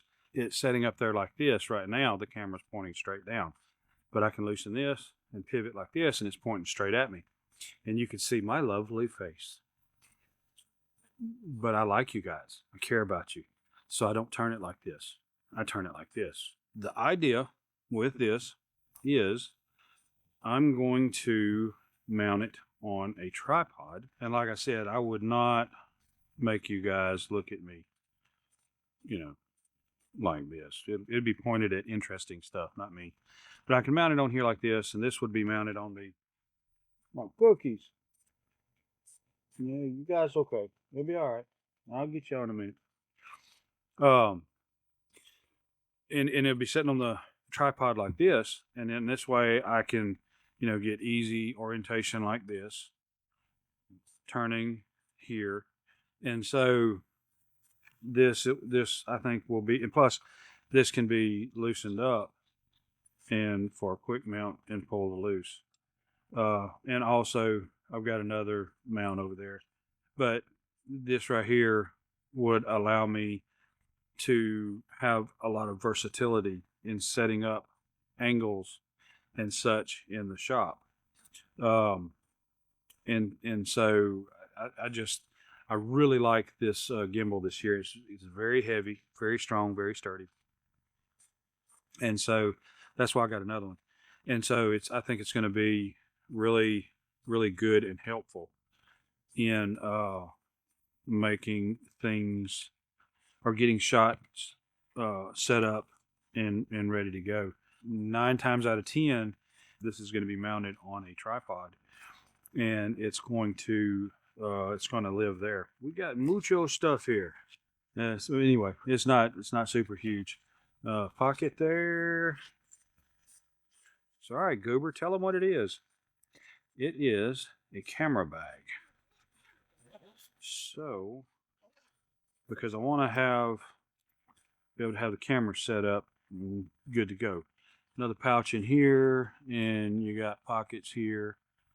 This right here, it kind of give you an idea. Well, I'll give you even a better idea. So here's like the E6000 camera, and then I've got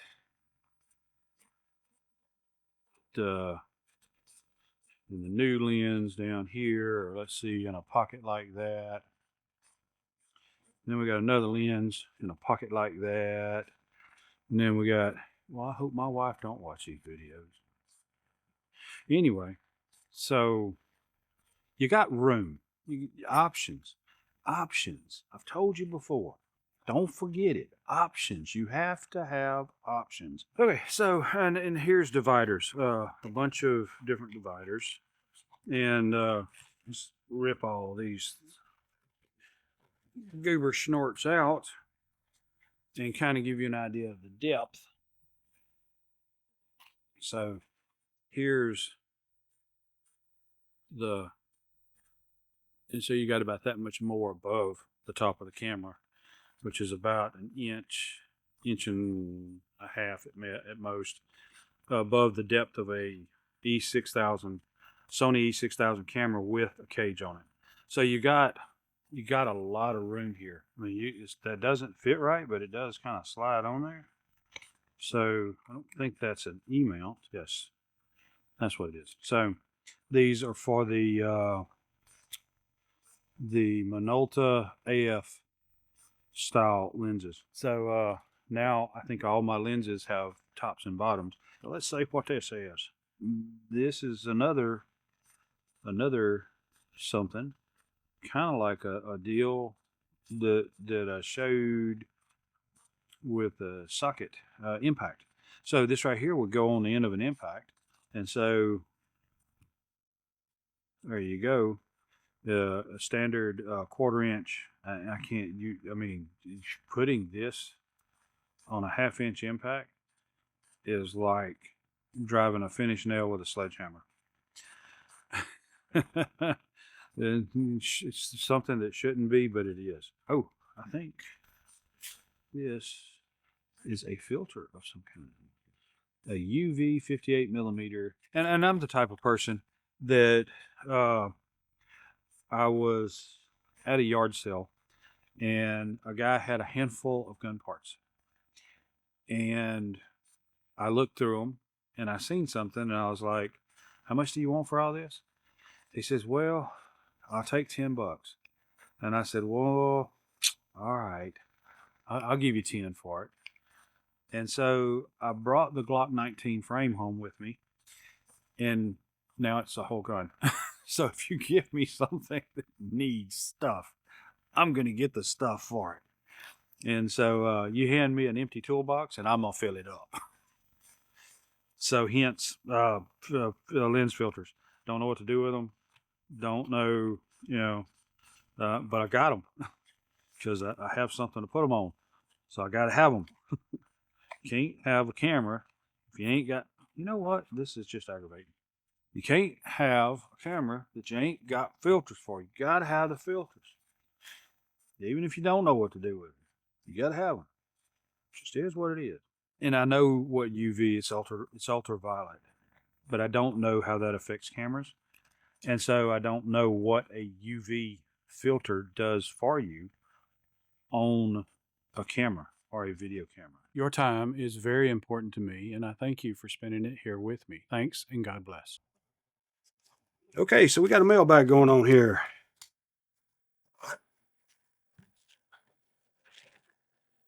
Let's see what we got. I don't know what this is. Doesn't everybody say that though? Oh yeah, okay. So for some reason, TEMU ended up giving me some credits or refunded for something that I may have forgotten I ordered or never come in, which is not unusual with them, seems like nowadays. So, and this is what I got. Another one of these little arms. These arms, and this is a smaller one, because I have some situations to where I need to be able to get, in tighter spots, but I need the adjustment that you get out of one of these arms. And so I saw this and decided, yeah. And so, I got it. And so now, see, now that was just the arm. It didn't come with the clip or the grip or whatever. But years ago, I bought a bunch of these because I was planning on making some lock picking videos and making my own lock picking vise. And that never happened. And so I bought a bunch of these clamps. And now I know why Jesus had me buy a bunch of these clamps, because he knew that I was going to need them. So here we are. So anyway, cool. And these clamps are good because they come with all this adjustment and everything you've got right here. That is a 1/4-20. Here's a 1/4-20 spacer and another one. And then this right here is a larger, like 3/8, 16 or whatever, or 18 or whatever the 3/8 is. And that goes in a camera shoe. And so you can do that.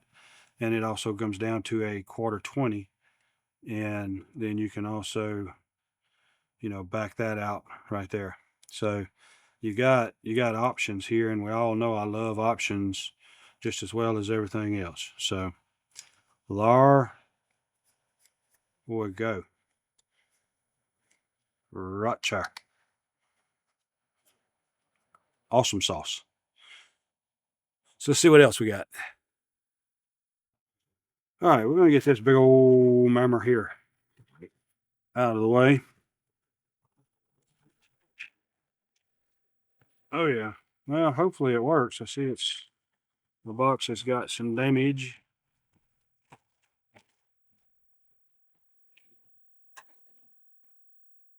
And if I remember right, I ordered this from AliExpress, and it came on literally the slow boat from China.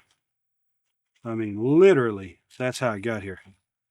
I was almost ready to file charges because it wasn't nothing showing up. Oh, that's some unique packing. So get that out the way. And this little doohickey's loose there. Of course, who knows how long it spent in the cargo hold of that ship coming over here.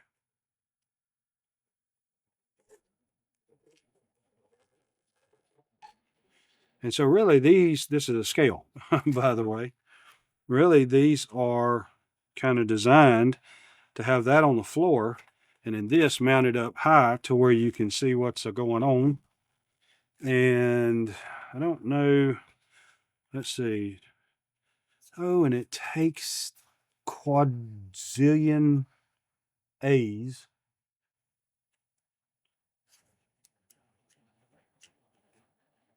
I don't know what that's all about. But looks like it's got a USB hookaroony there. So we're going to plug it in the UNCUT and see what we can see.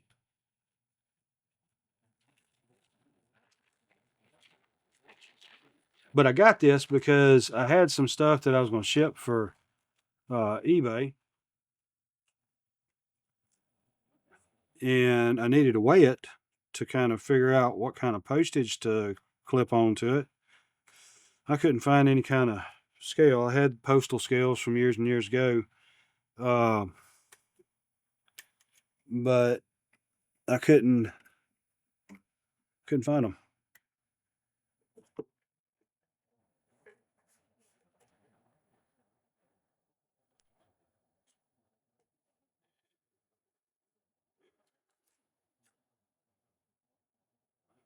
Okay, so she's on. So let's see how light it can weigh. Oh, it's on kgs. Let's see what unit. Pounds, ounces. Let's do ounces. Nope. Nope.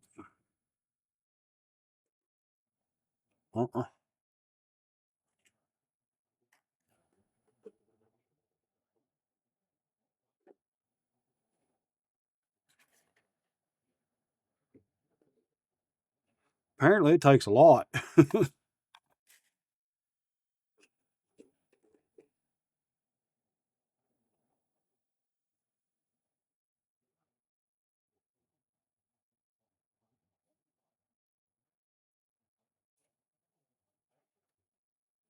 Let's see. I mean, I'm running out of stuff to stick on this thing. Okay, 7 ounces. Now, I'm not really sure if all that's 7 ounces. Let's see.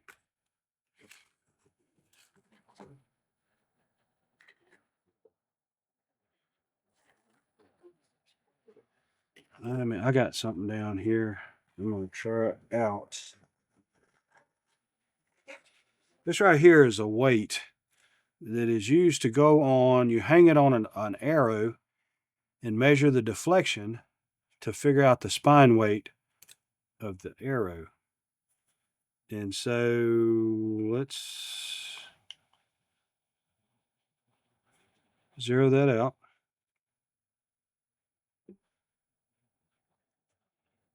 15.8 ounces. And for some reason, I want to think that's really close. Pounds, 1 pound. Yet it is, yeah, because if I remember right, I think it's supposed to be a 16 ounce, deal. So that is 1 pound, 0 ounces, dead on at 1 pound. And so I think that's pretty accurate. And so put that there, hold that, hit tear, back to 0, and then whatever. It'd be interesting, -1 ounce. So, I mean, I don't know. I think it'll definitely work for what I'm wanting to work it for. But one thing that you would do is like, you would take, if you want to measure a bunch of bolts, put one bolt on there, get a measurement of it, and then put 50 bolts on there and get a measurement and divide that by the single weight of one, and that should give you an idea. That should tell you 50 or really close to 50. And so any item you wanted to count, you would get a weight of one single item, especially if they're all the same, like say pennies, and you'll get the weight of one penny, and then put a whole handful of pennies on there and divide the total weight of that by that one penny, and it should give you the number of pennies that's on there. So anyway, useless information, but I think that's pretty cool. And so yeah, I think this is okay. It didn't explode on me or anything like that, so it survived the slow boat from China. And so, oh, that's what that is. That's the lock that's keyed into that. So,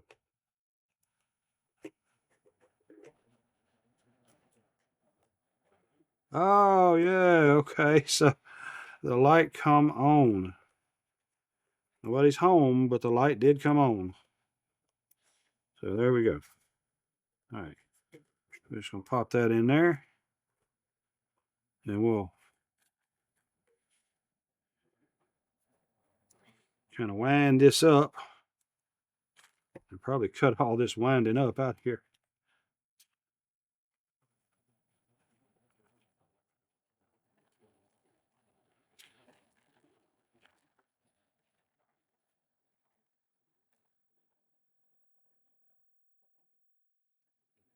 All right, let's see what else we got.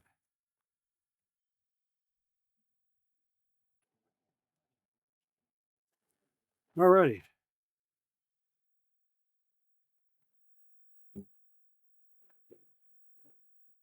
We got some more bags inside of bags. I think this might be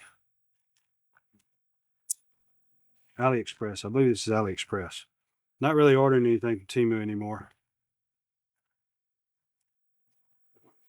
Yeah, these are some of these XT60 connectors, which I believe it's a XT connector and 60 is the amps that it supports. And so you'll find this in batteries, males and females. Should be 5 of each, males and females in there. Because I've got some projects coming up that I want to probably end up using some of those. And this was like, I think, oh yeah, okay. So I've got to experiment with this because it looks like some of the other cables I've got. But I went looking on AliExpress for a PD 3.1 cable. And this came up telling me, hey, I'm a PD 3.1 cable. And let's see, cable time, 240 watt PD 3.1. It actually says it on there. Is that accurate? I don't know.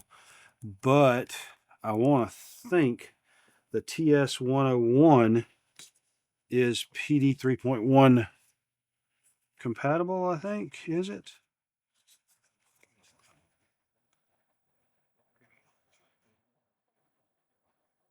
Yes.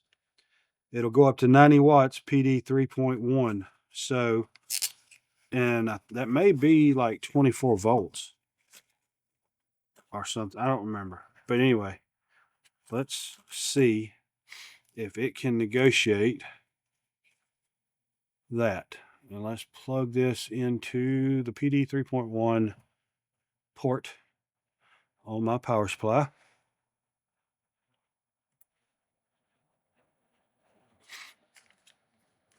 And in here.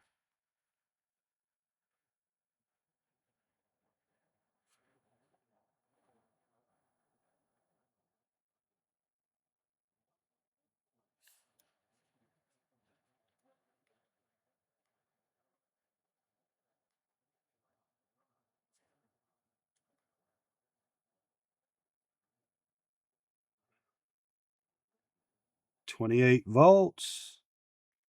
That's it. This is a PD 3.1 cable. Good deal. See how fast it heated up? 28 volts. And it is kind of, well, now look, see, we got a low voltage there. Maybe I moved something. Hold on.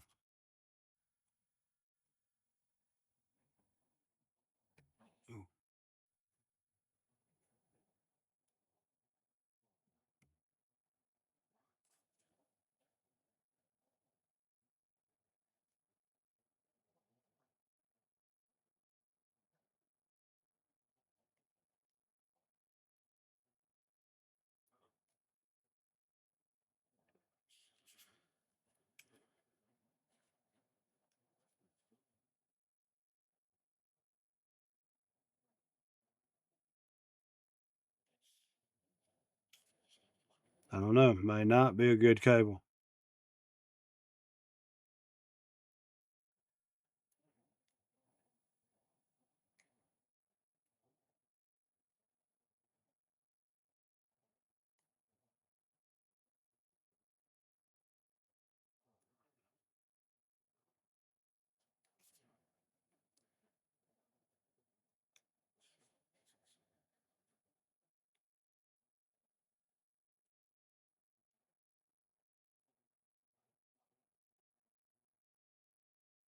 It's running 28 volts, half amp, 14 watts. Just kind of slipping in and out.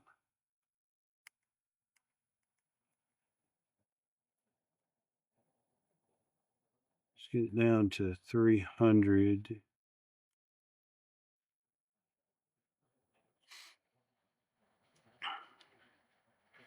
I don't know, maybe I pulled that cable and wiggled it and didn't get it plugged into the port good, but we'll have to experiment with this cable to see how good it is. I'm not going to do it in this video right here, but you can see 28 volts, set 300, and it did negotiate a PD 3.1 connection. So it is a PD 3.1 cable. I do have a little concern because it did give me a low power on here, and I don't know if I got this plugged good into that port. So that could be it. But we will do experimenting to kind of make sure at a later date. Possibly the next soldering iron review or video that I get going on, which I'm going to have another one here in the near future.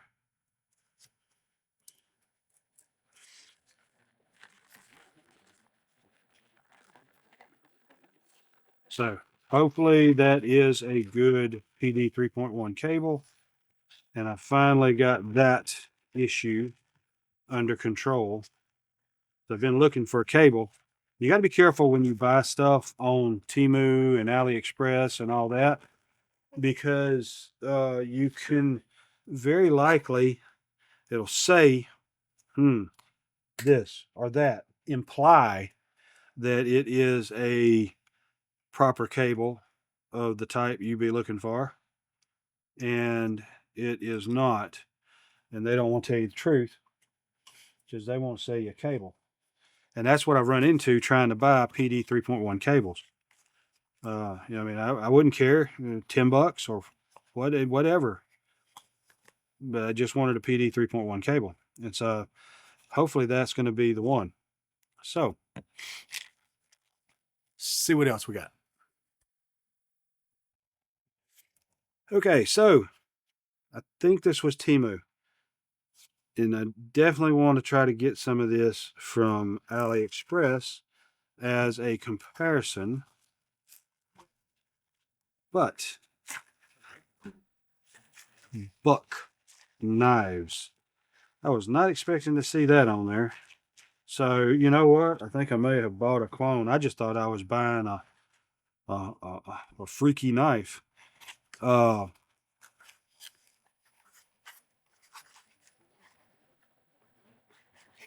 So I don't know if this is a clone or not. See, I just, you know, hey, look, man, that's a big old huge knife. I'm gonna check that baby out. And it says buck knives. So I don't know. So it is assisted. Oh, and they got a little groove to flick it. And that did not lock.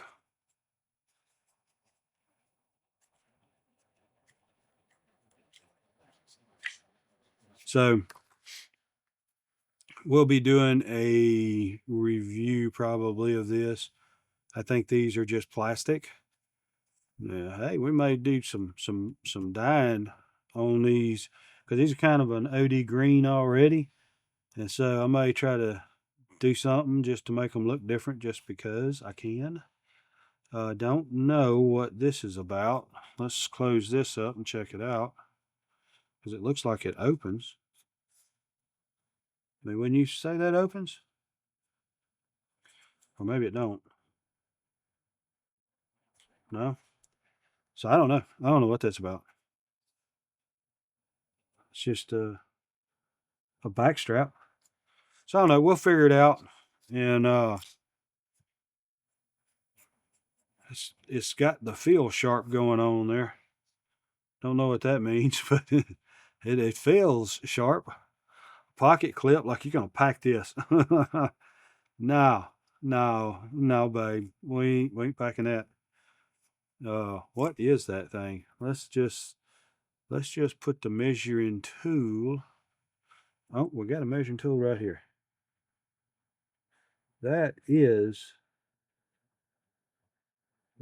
almost 5 inches. So 4 3/4, 4 3/4, 4 7/8, something like that inches. Monster blade. Pretty cool. So we'll check that out at a later date. So let's see what else we got going on. Okay, so this is a AliExpress, and I think it has been in transit for a month and a half, 2 months, sometime in January.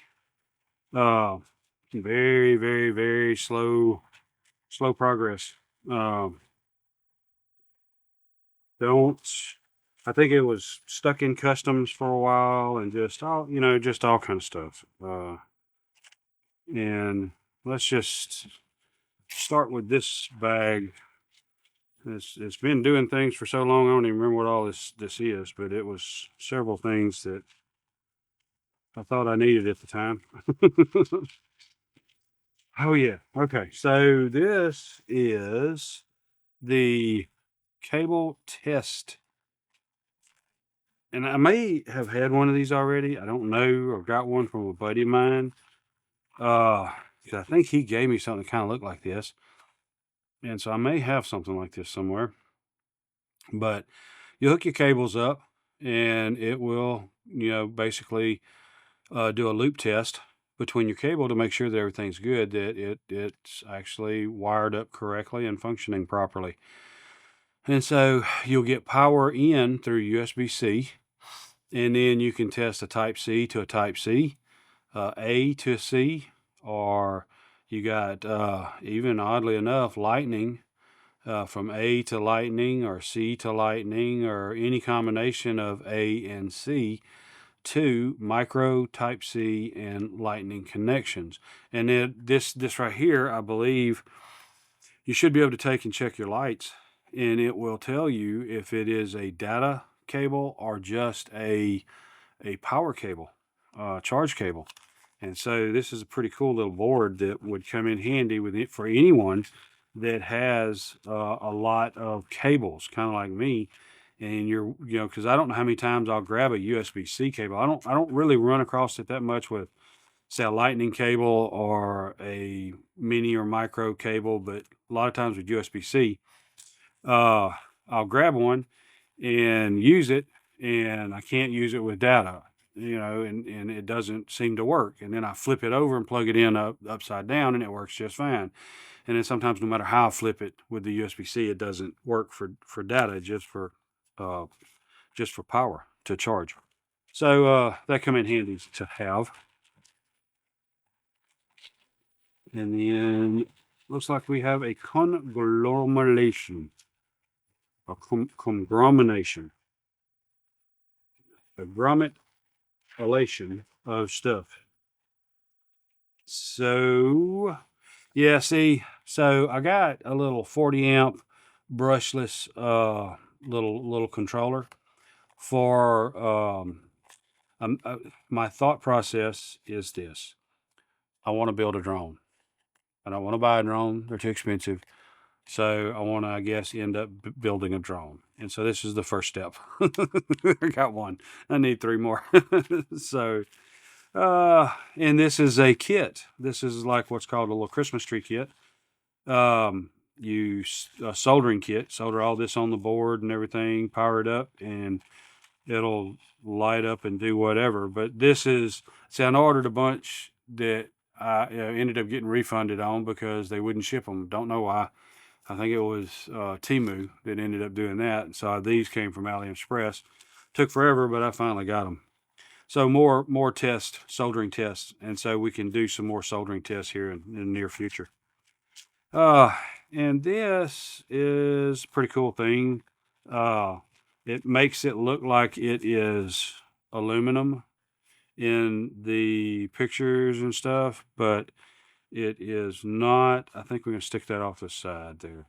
But it's not aluminum. It is plastic. Every bit of it is plastic. And looks like it's a pretty huge pencil lead that's in there, which that's just perfectly fine. I've kept carpenter pencils around for years in the shop and different things. Because I've needed them from time to time. And I think these right here, they caught my eye, and I said, it's like 75 cents. So I'll go ahead and get one to have. And I don't know, let's see. Didn't even know that was. Yeah, so there's no extra leads in it, but it does come with a little sharpener, and you can get more lead for these. And so, I mean, although flimsy, I wouldn't recommend. I really wouldn't recommend using one of these out doing carpentry work. I figure it'd probably get tore up, or I'd tear it up. But if it was made out of aluminum, I think it would hold up better.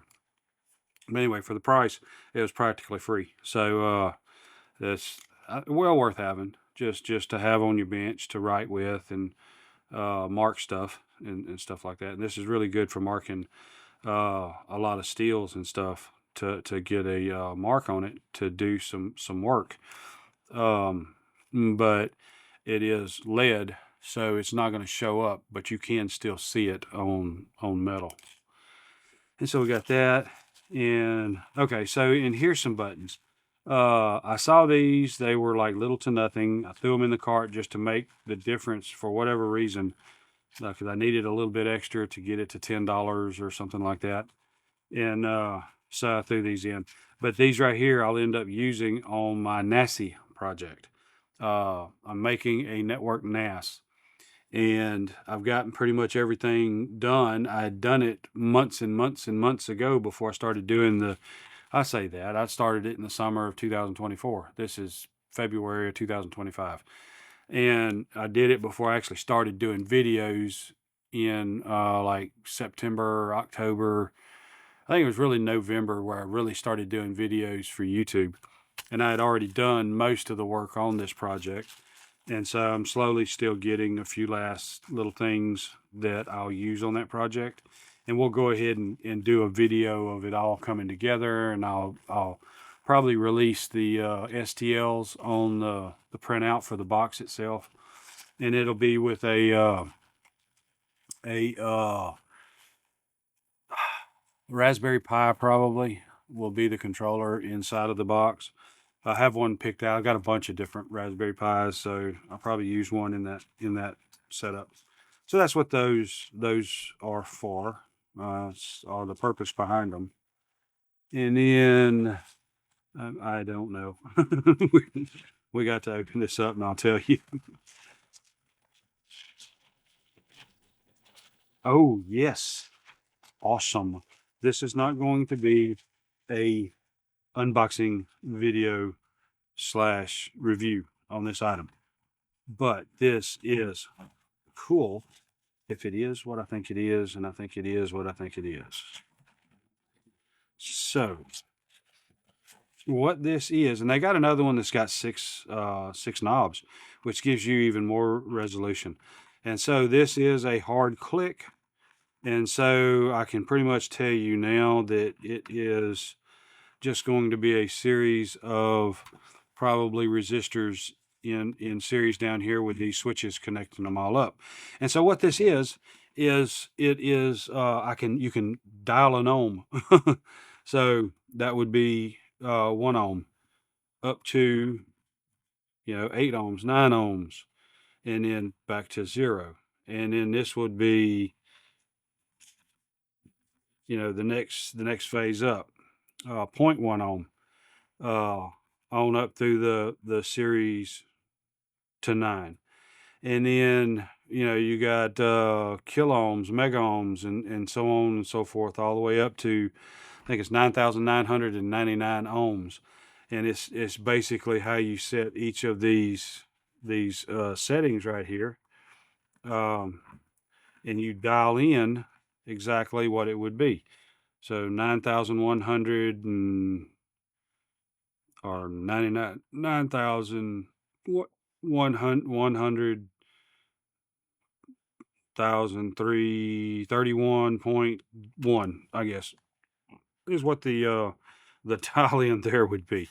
And so we will, when we actually do the review on this, we will take and dig into it and confirm all that, and we'll use the Siglent SDM 3065X with all of its massive amounts of resolution and confirm what we get out of this, how accurate it is, and all that kind of stuff. But I saw this and I was like, they'd wanted $20 or $30 or something for it, and I wouldn't buy it. And so finally they got it down to some kind of flash sale for like $12 or something like that.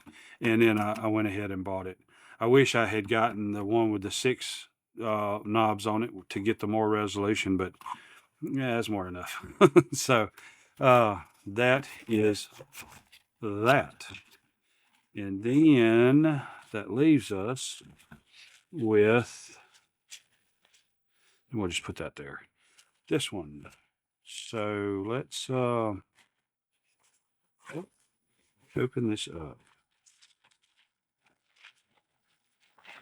So a LiPo battery charger. So I got a janky one that I had gotten with a project that I wanted to do with spot welder. And it's a real cheapo type deal. The cheapest thing I could find is like $5 for it. And I really don't know that I trust it. And I don't know that I trust this one yet either. But I feel like that this right here would be one that I could start charging, have it set up to charge the battery, and walk away from it and not worry about it overcharging the battery and blowing it up. So, and I saw these on eBay. I'm not on eBay, on YouTube many times. and they just look cool. So I wanted one. I mean, I should get one because they look cool. It's all aluminum. See, I mean, all this is aluminum stuff. I mean, it's shiny blue, royal blue, aluminum.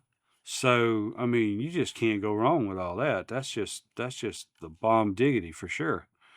And so, 11 to 18 volts, center positive. Basically, you probably find you a laptop power supply to plug up in there, and I bet you it worked just fine. Just find you one that was below 19 volts. Get one around 18. I think I got one that's 15. I got one at 16. I think I got some 18s, and so that's why I buy all the laptop power supplies and stuff at yard sales. And so I got the one that had a bunch of different options for clips and plugs and different things like that. And so here you got the hefty duty pluggers to go right there. A lighting plug, or I mean, just I don't know what that's called. That's a XT60 or XT60 there. And so banana plugs. You'd plug into there. So, and I don't see. See, I guess this will fit in here. Yeah, so I could actually take my power supply, my bench power supply, the Rigol DP832, and hook it into there and dial in the exact voltage that I would want to send to this thing to try to run it on.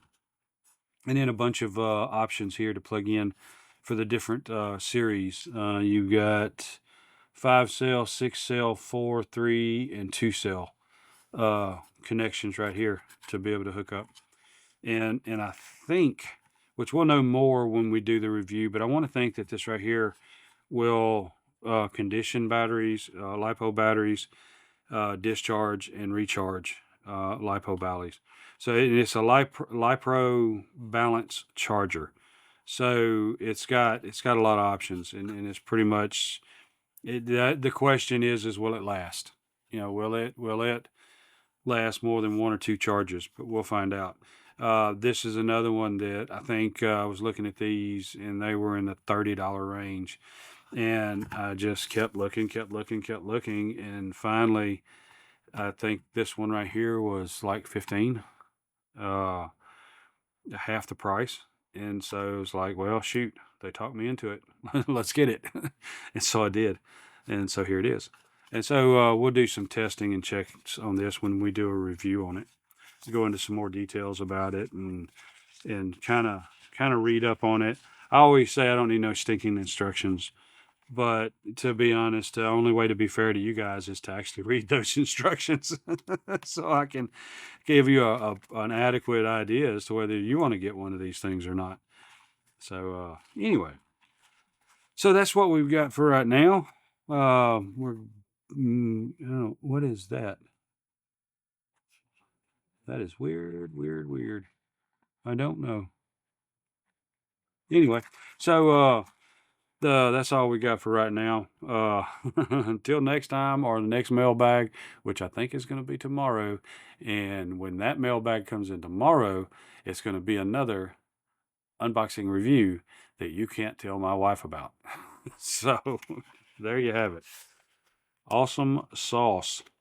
So thank you guys. I appreciate it. I really do appreciate you guys coming around, sticking around, and putting up with me. And I hope in some way I'm helping you. Hope to see you next time. Okay, so I'm going to do a quick little video. The mail finally came. Seemed like it was taking forever. It's almost, well, 7 o'clock at night. You'd almost think the United States Postal Service thinks it's Christmas time.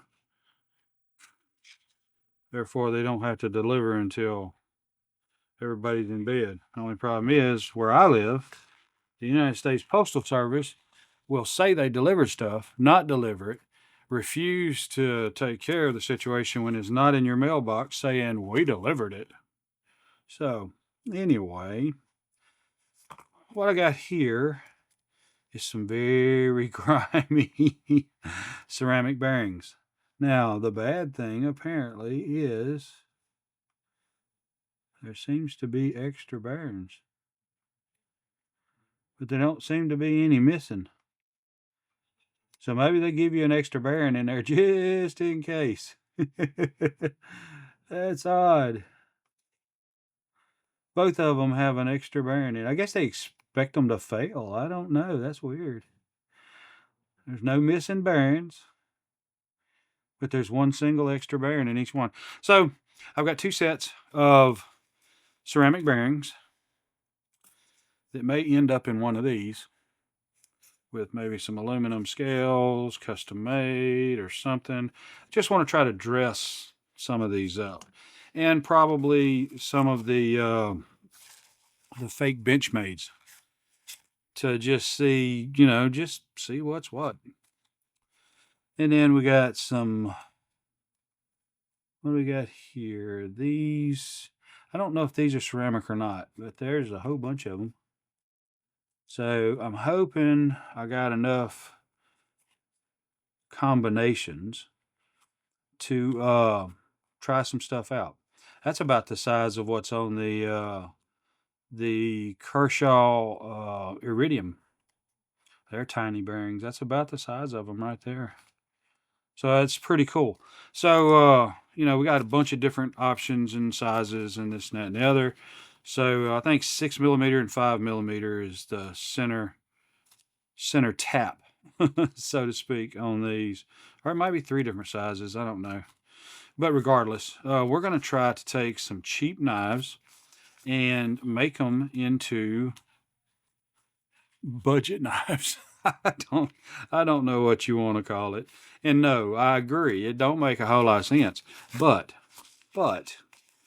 I don't try to make sense. I just do stuff that interests me and hopefully interests you as well. So that's just a quick little mail bag there. So see what else we got. Okay, so we got a little AliExpress action going on here.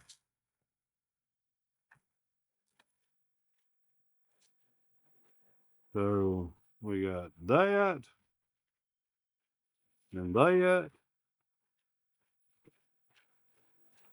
And I don't know what they're doing nowadays, but it seems like maybe they're combining stuff to combine stuff to put it together while it's combined to all be in one shipping package because they're afraid Trump is going to take all their profits. I believe that may be the case. So let's see what we got. Let me just put some of these to the side and then we'll grab both of them as we go. And then that feels like a whole bag of all kind of stuff there to check into. So let's open this up. Yeah, that's what I thought it was. So it's another one of those plates. I got one the other day. This is the 3000. This is the 4000 diamond plates.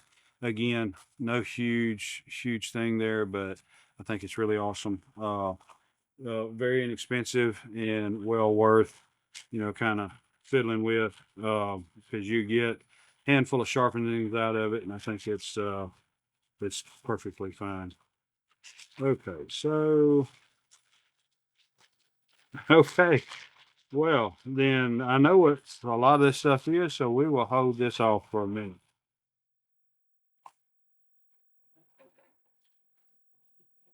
Let's see what we got here.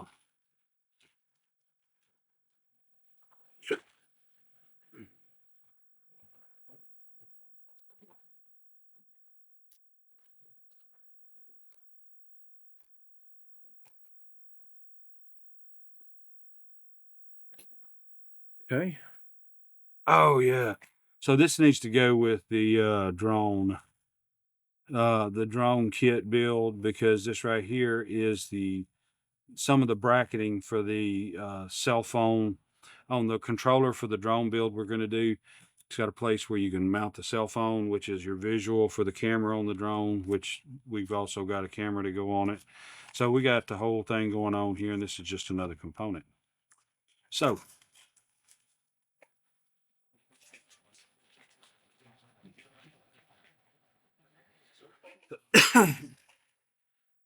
let's see. Let's check out this bag. So this is a bag of TEMU. No, I'm sorry. This is a bag of AliExpress. And we are going to see what all we got here. This is just a bunch of things. Oh, so that's nice. I wasn't expecting that. This is actually aluminum. So this is pretty cool. It's a toothpick, or a poof tick, as my youngest daughter used to say.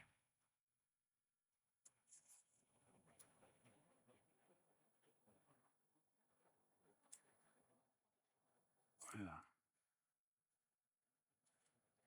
Bottom position, half, and fully deployed. So it's kind of cool. I don't see, yeah, there's a hole through there that you can put it on your keychain. And that was my intent for getting it. It was just one of those fillers, a couple pennies. Well, not a couple pennies, maybe less than $1 that I had it in there to fill out the order to make it. I don't know, maybe I needed to make it $10 or something like that. I don't know. And so this right here was another aspect of that. Need to fill it out. So I seen this little tiny katana. I think that's called a katana. I don't know. It's pretty straight. Letter opener is what it is. Pretty darn sharp letter opener. Plastic sheath, plastic handle. Is what it is. But I think it's great for, just to have something for opening packages slash opening letters. And still, you got a nice blade there for a jigger. Yeah, you can jig it. So looks like it can go in either way, no problem. Doesn't matter how you put it in. So that was just another filler, just like that was. But I think it's a convenient one. I think it's something that could be useful. And this one was as well. It's kind of hard to find stuff on AliExpress and TEMU and all the rest of them that's not trying to be something else. And then you end up buying a knife that you didn't intend to buy. But I like this one because you got two jiggers built into one. And so you got a little tanto right here. The blade is the most cruddy thing I've seen in my life. Feels very sharp. Doesn't have to be super. Oh, wow. Look at the blade. How is that for you?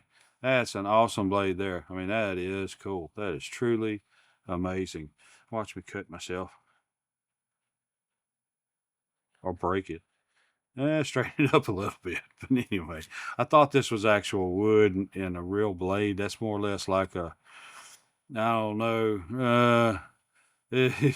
I'm glad it was just a cheap filler. I think it was like $2, $3, something like that. So again, novelty letter opener. Yeah. So let's look at here. Oh, they sell SPYDERCO at AliExpress now. That's amazing. I think that is just plumb cool. What you think? Itsy bitsy spider. It looked bigger in the picture. I promise. So I don't know. I don't think I can get. There we go. It's a what do you call that? A slip joint. And so that's fine. I mean, it ain't no biggie. It was practically nothing. Had to write China sideways on it. SPYDERCO. And so, I mean, it's a novelty deal again. I think it was just a few dollars and it filled out an order. And so that's the thing. It was a bunch of orders that were filled out here, there, and yonder for this and that and the other. And they eventually shipped it and combined all this stuff together in one package to really, I guess, declare it at a super low price when it comes over here for a smaller tariff. I'm quite sure that's what they did. I have no doubt in my mind that that's most likely the case. So a neat little something to have on your desk to cut an apple with, open letters, whatever, and it looks cool. It's conversation piece. Nothing that I feel any great usefulness to. So we got that. And a cool box that says SPYDERCO. And then lastly, we got that heavy little sucker. I don't know what this is.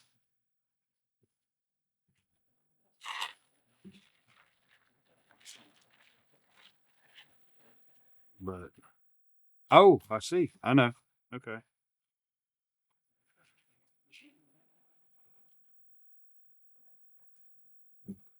The sharpening system that I did in a video recently, which may or may not have posted.